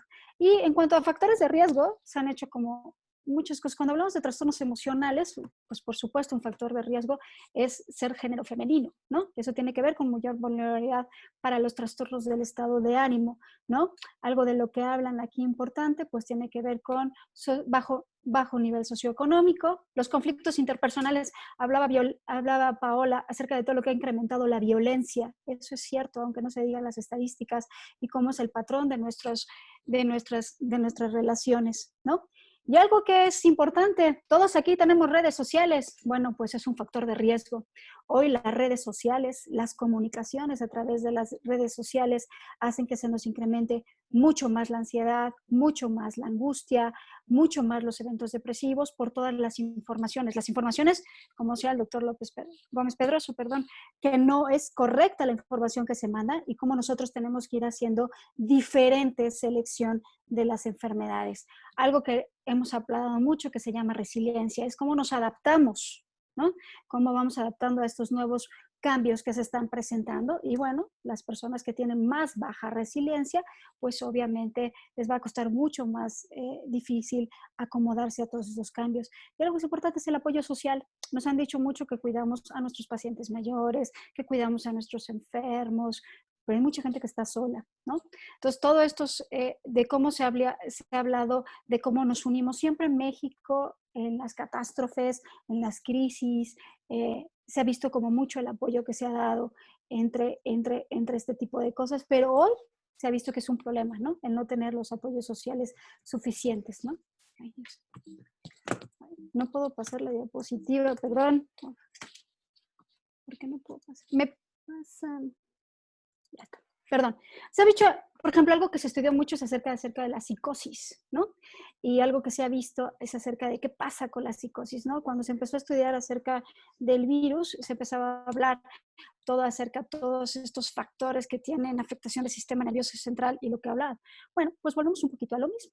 En general, vas a tener mayores problemas, ¿no? obviamente durante la psicosis, pero si tú ya tienes una carga de predisposición de trastornos psicóticos, ¿no? Si no, no vas a tener esta predisposición, ¿no? Entonces, una de las cosas importantes durante el brote es acerca de toda la evidencia que hay sobre los trastornos psicóticos. Y los trastornos psicóticos se van a presentar mucho más característicamente por paranoia, alucinaciones, todo lo que tiene que ver con estas ideas de referencia acerca de que hay que estar mandando mensajes, cuadros de agitación, ¿no? Y algunos de los estudios que se evidenciaron o que se estudiaron es acerca de que la psicosis se asocia mucho a la exposición viral. Pero si ya tenemos un cuadro preexistente de un paciente con trastorno depresivo, con un trastorno ansioso, con un trastorno de control de impulsos, con abuso de sustancias, ¿no? Hablaba ahí Paola de toda la gente que pidió cervezas, ¿no? Los primeros días. Bueno, sí, vamos a tener un gran problema de pacientes que son pacientes duales. Por ejemplo, lo que se llama es una comorbilidad diagnóstica entre un trastorno psiquiátrico y un trastorno adictivo y cómo se complica, ¿no? A lo largo de las sustancias. Y, por ejemplo, hay sustancias, el alcohol se toma, ¿no? Pero nadie ha hablado del tabaco, por ejemplo, o nadie ha hablado de marihuana. Hoy, antes de que empezara toda esta pandemia, pues una de las leyes más importantes que sé fue la legalización de la marihuana y cómo esta iba a hacer el uso en la sociedad y cómo la íbamos a implementar. Se paró todo esto, pues porque las personas pues están hoy en sus domicilios, ¿no? Pero es uno de los problemas que tenemos. A ver, muchos de los tratamientos que tenemos para controlar la infección, ¿no? Sabemos los efectos colaterales a veces pueden ocasionar esta psicosis. Por supuesto, todo lo que tiene que ver con estrés psicosocial. A ver, el estrés psicosocial, todo esto que habló Paola acerca de los nuevos cambios, de lo nuevo que tenemos que implementar, de cómo tenemos que comer, cómo tenemos que hacer ejercicio, las veces que tenemos que hacer, de cómo tenemos que repartir las horas de trabajo. Realmente es uno de los grandes problemas que ha habido esto del home office, ¿no? Cómo vamos a tener que repartir cada una de nuestras horas para poder continuar con esto, ¿no? Cómo tenemos que hacer los manejos clínicos de estos pacientes, pues obviamente acerca de cómo va cómo tiene todo lo de su enfermedad, ¿no? Y aparte tenemos que dar los tratamientos para el control de estas alteraciones mentales en cuanto a cognición, en cuanto a cómo está estructurado su proceso de pensamiento, cómo está estructurado su afecto. Entonces vamos a tener que utilizar medicamentos que no interaccionen con este tipo de problemáticas, ¿no? Cosas importantes, pues tenemos que proteger, ¿no? A todos los que tienen que ver con los profesionales de salud, ¿no? Es importante implementar medidas de salud para abordar la crisis. Cuando revisé el tema y muchos de los temas hablan de qué tan vulnerables podemos ser nosotros, ¿no? Para poder desarrollar este tipo de cosas. ¿Cómo manejamos nosotros a lo mejor nuestra ansiedad? Pues resulta que ya nos quitaron las áreas de hacer ejercicio, ya nos quitaron a lo mejor las áreas de interactuar en estos webinars, ¿no? En donde podríamos tener un mayor contacto. Nos quitaron a lo mejor espacios, ¿no? Para poder salir de nuestras rutinas y manejar estas cargas de estrés. Entonces, por supuesto, todo lo que tiene que ver con fortalecer las estrategias de prevención, todo lo que tiene que ver con la respuesta a la capacitación de profesionales. Eso es bien importante, ¿sí? Tenemos que capacitarlos en atención a salud mental. O sea, ya de por sí hacen cosas, ahora encima les tenemos que enseñar higiene, ¿no? Tenemos que enseñar manejos de cuadros de estado de ánimo, tenemos que manejar cuadros de ansiedad, cuadros de depresión, o sea, tenemos como muchas variables para el manejo de este tipo de problemáticas. Algo de lo que mencionaban o de cómo vamos a manejar todos estos estreses, este estrés asociado, por ejemplo, ¿no? Mencionaban, vuelvo a retomar un poquito el tema de las cervezas, porque a lo mejor no es un tema que se toca mucho, no se toma un tema que se toma mucho en las estadísticas, pero se ha incrementado a nivel internacional aproximadamente un problema de hasta el 15 al 20% han aumentado los procesos de consumo, por ejemplo, ¿no? Y uno de los grandes problemas con los procesos de consumo, ¿no? Es cómo damos las estrategias. Una de las estrategias que utilizó el gobierno de la Ciudad de México fue no vender alcohol. Esa fue una de las estrategias, ok, pero resulta que estas personas ya habían comprado alcohol, entonces teníamos que enseñarles estrategias de disminución de consumo, es algo importante. Por ejemplo, los que son consumidores, ¿no? Pues tienen que salir a comprar, Bueno, pues ahora resulta que las personas que les venden, ¿no? Van hasta sus casas y les llevan a sus casas las diferentes sustancias, entendiendo que, por ejemplo, uno de los grandes problemas y una de las grandes pandemias, aparte de la que tenemos el día de hoy, se llaman opioides, ¿no? Hoy la gente está usando muchas más tabletas para dolor y eso va a afectar funciones respiratorias, ¿no? Cuando hablamos de medicamentos intravenosos.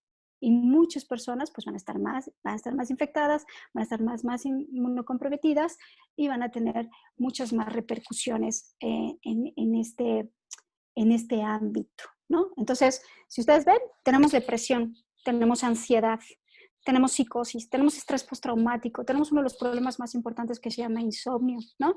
Entonces, todo lo que nosotros tenemos que hacer, cuáles estrategias tenemos que utilizar para poder enfrentarnos a estos. Ahora, imagínense eso en pacientes que están enfermas, ¿no?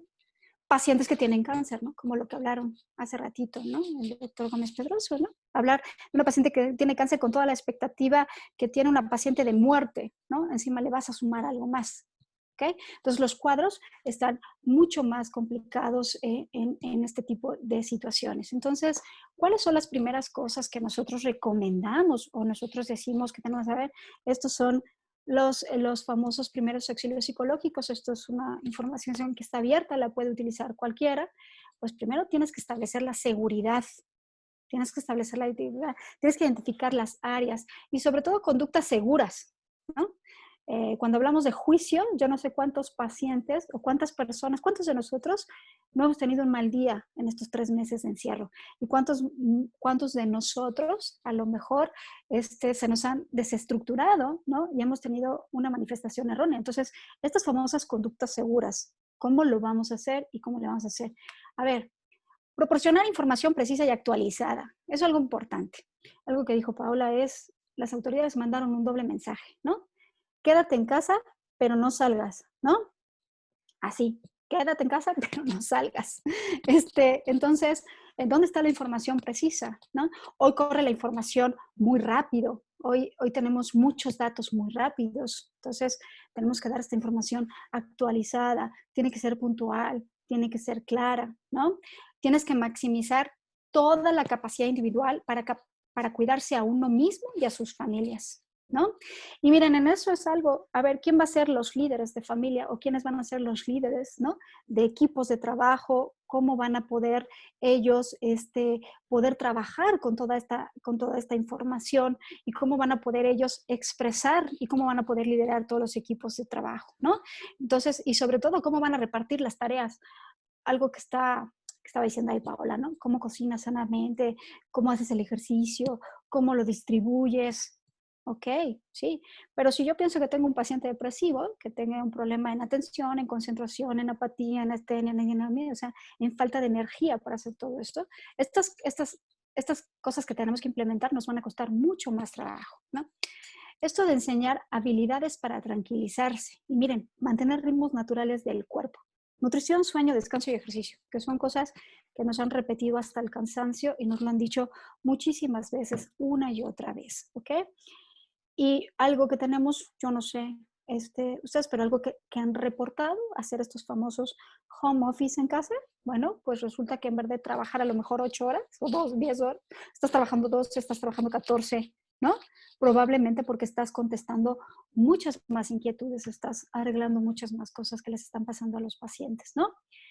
A ver, limitar exposición a las redes sociales. Eso es algo súper importante, ¿no?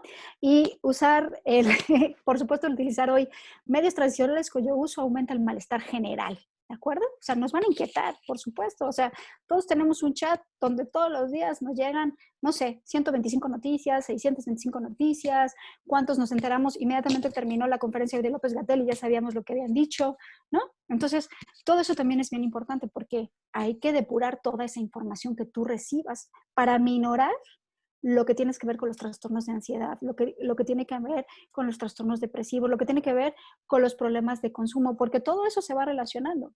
Y por supuesto todo el miedo que te relaciona, el voy a infectarme, ¿no? El voy a contagiarme, el voy a sentirme mal. Entonces, si ustedes ven, esto es bastante complicado. Bueno, estos son los primeros auxilios y estos son de las primeras cosas que uno debe de recomendar. Pero ¿qué dicen? ¿Cuáles son pues las recomendaciones que estamos dando internacionalmente, que es un poquito reiterar lo que ya ha dicho Paola al final de su plática, pero dijo, a ver, duerme lo necesario. Y uno pregunta, ¿y cuánto es lo necesario? ¿No? Yo tengo muchos compañeros que creo que duermen 4 horas, ¿no? Qué bueno que no están psicóticos, ¿no?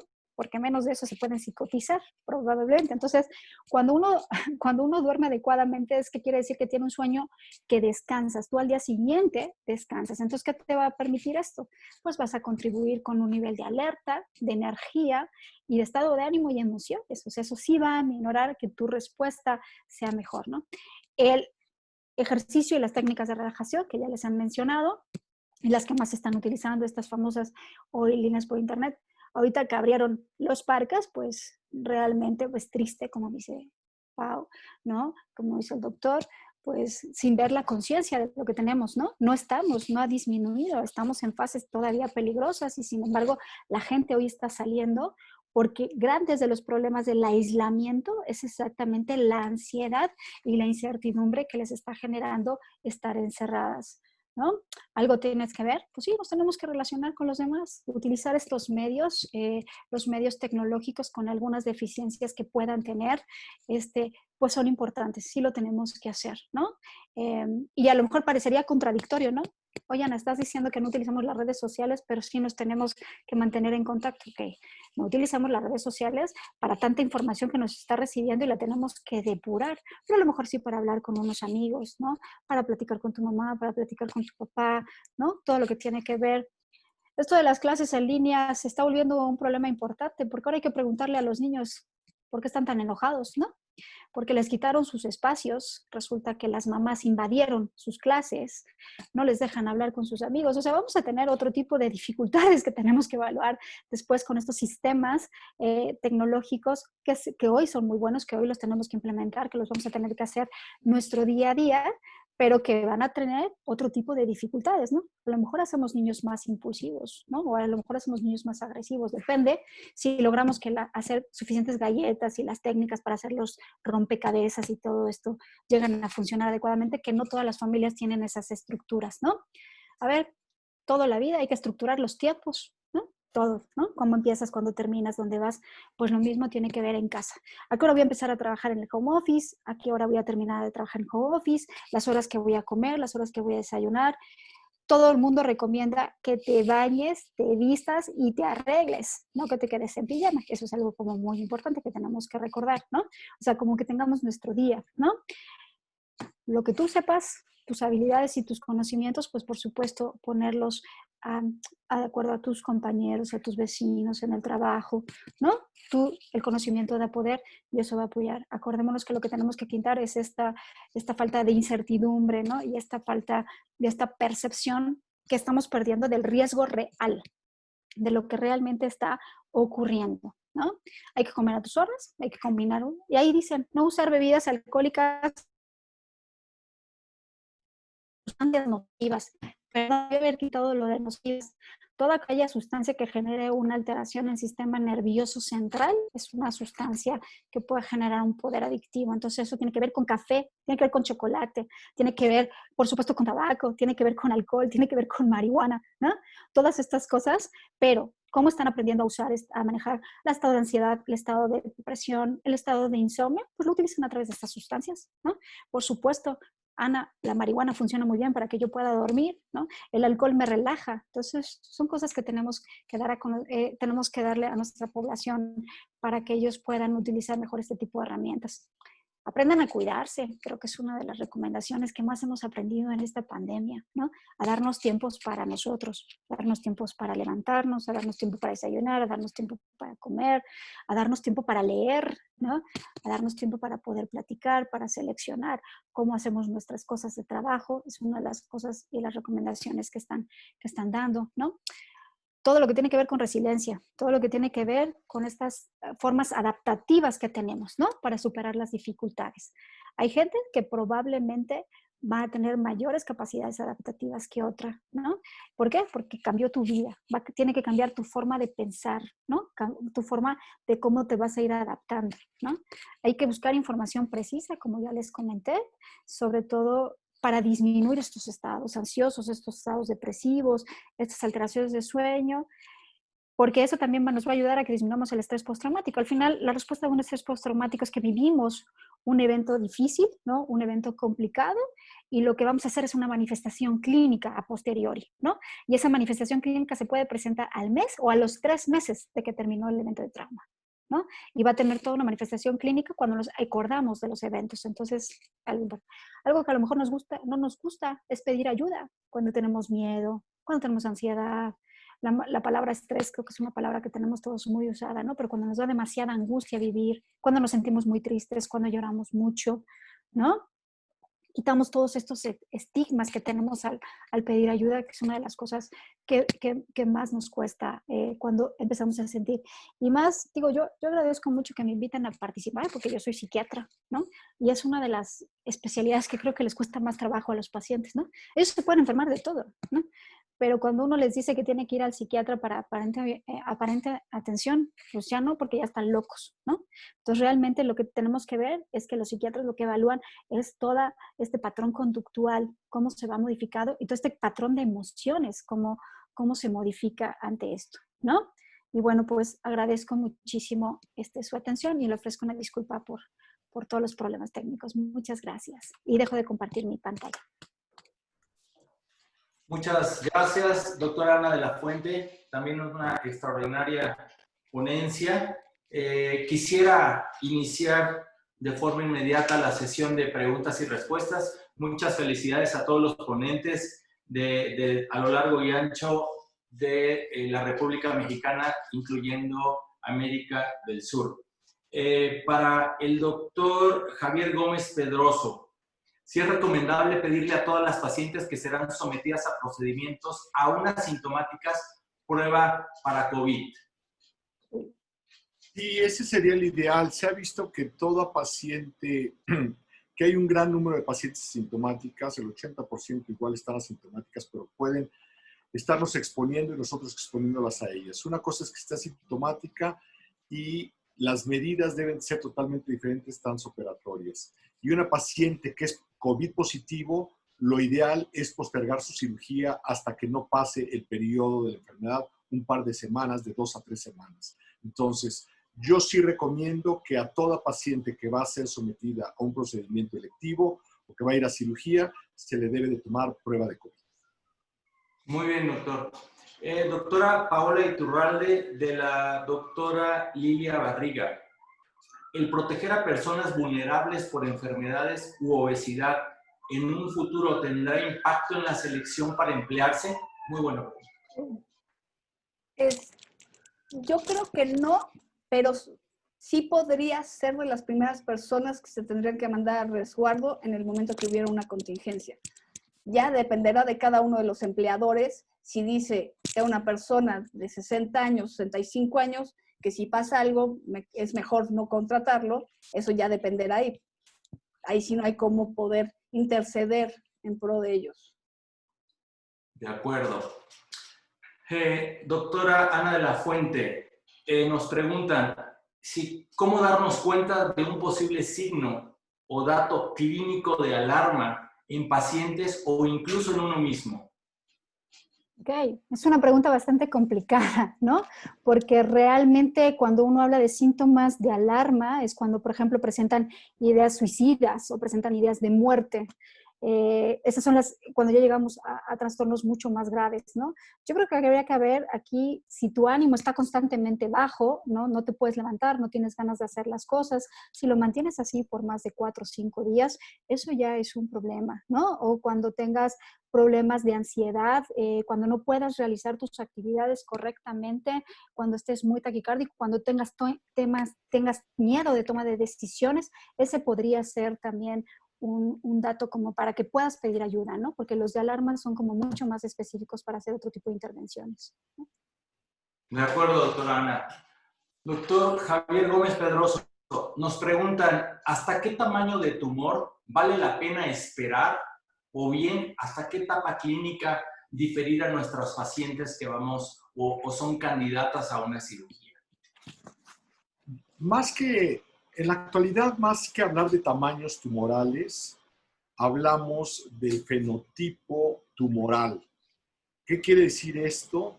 Que para poder postergar una cirugía o no, si hablamos de las prioridades de acuerdo a ESMO y a las recomendaciones de este grupo colaborativo de los Estados Unidos, se llaman de alta prioridad aquellas pacientes que tienen un fenotipo de alto grado, o sea, que son pacientes que tienen triple negativo, que triple negativo significa que tienen receptores de estrógeno negativos, receptores de progesterona negativos y dos HER2 negativo en su estudio de inmunohistoquímica.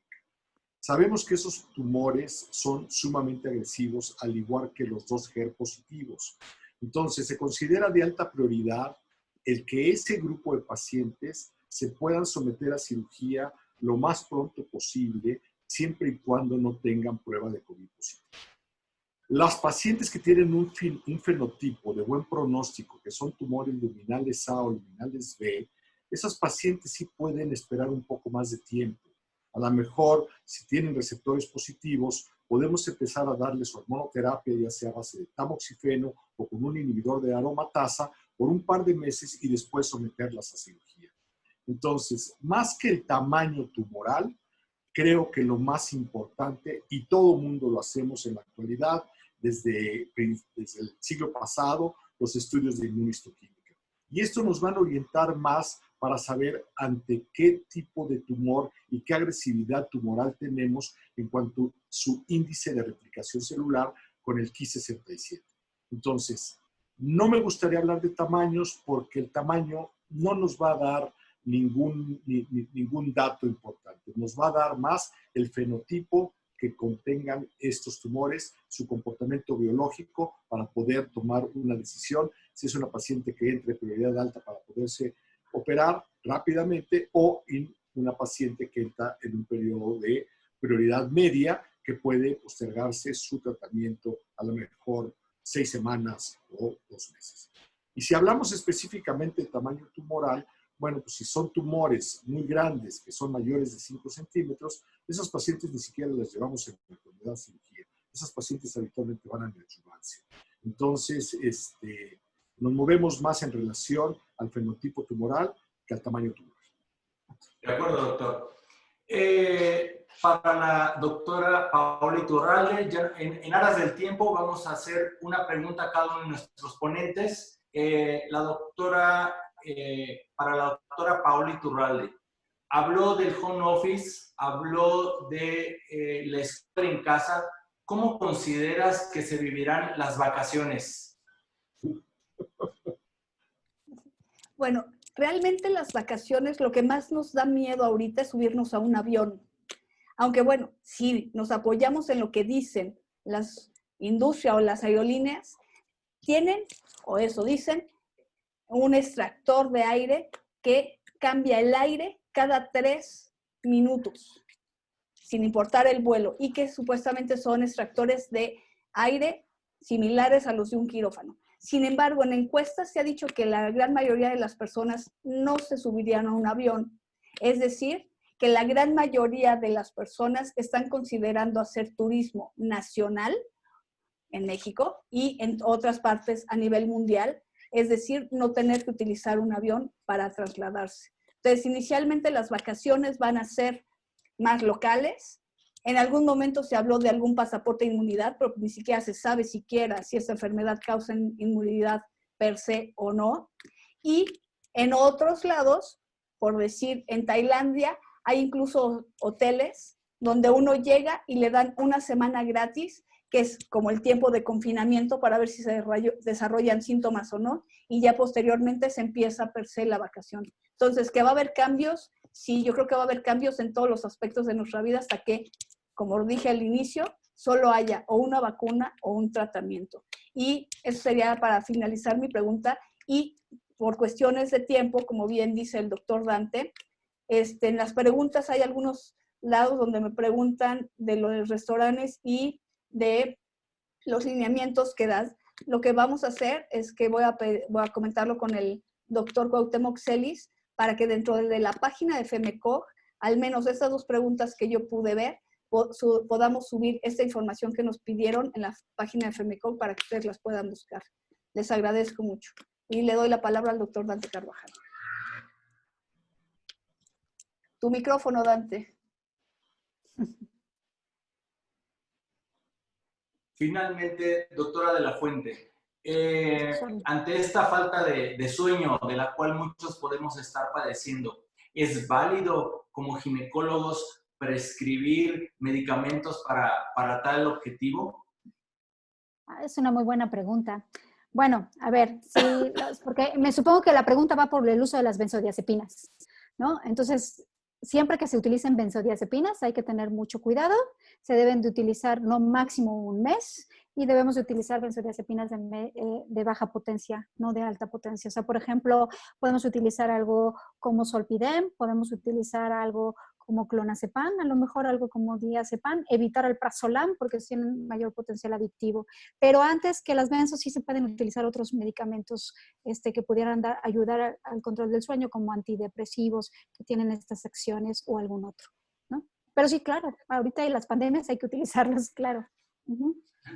De acuerdo, doctora de la Fuente. Bueno, antes de despedirnos, quisiéramos, por favor, correrles un video para hacerles la invitación a nuestro siguiente webinar el próximo jueves. Por favor, adelante.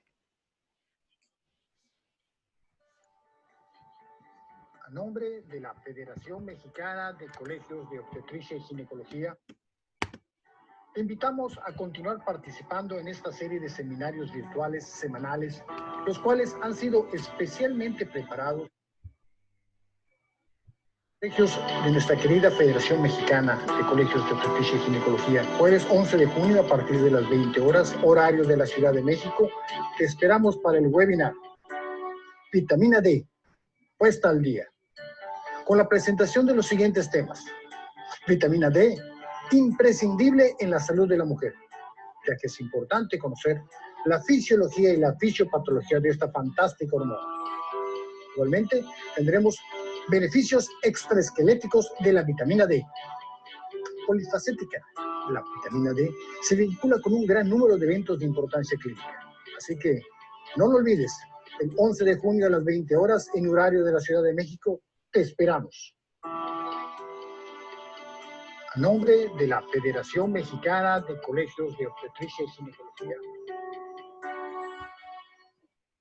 Muchas gracias. Bueno, gracias a todos nuestros ponentes, excelentes pláticas, considero al menos en lo personal y seguramente así para todos de nuestros colegas, hemos aprendido mucho de ustedes. No me resta más que agradecerle, doctora Paola Iturralde, doctora de la Fuente, doctor Gómez Pedroso, sus excelentes charlas. Realmente creo que nos vamos con un muy buen sabor de boca, hemos aprendido mucho y bueno, pues no me resta más que agradecer a todos nuestros visitantes que están del otro lado y que nos hacen favor de acompañarnos en este webinar. Muchas gracias a todos. Los esperamos, por favor, el próximo jueves a las 8 de la noche, aquí, por favor. Gracias a todos. Gracias, doctores. Excelentes ponencias. Felicidades. Gracias, Ismael. Gracias a todos. Gracias y hasta luego.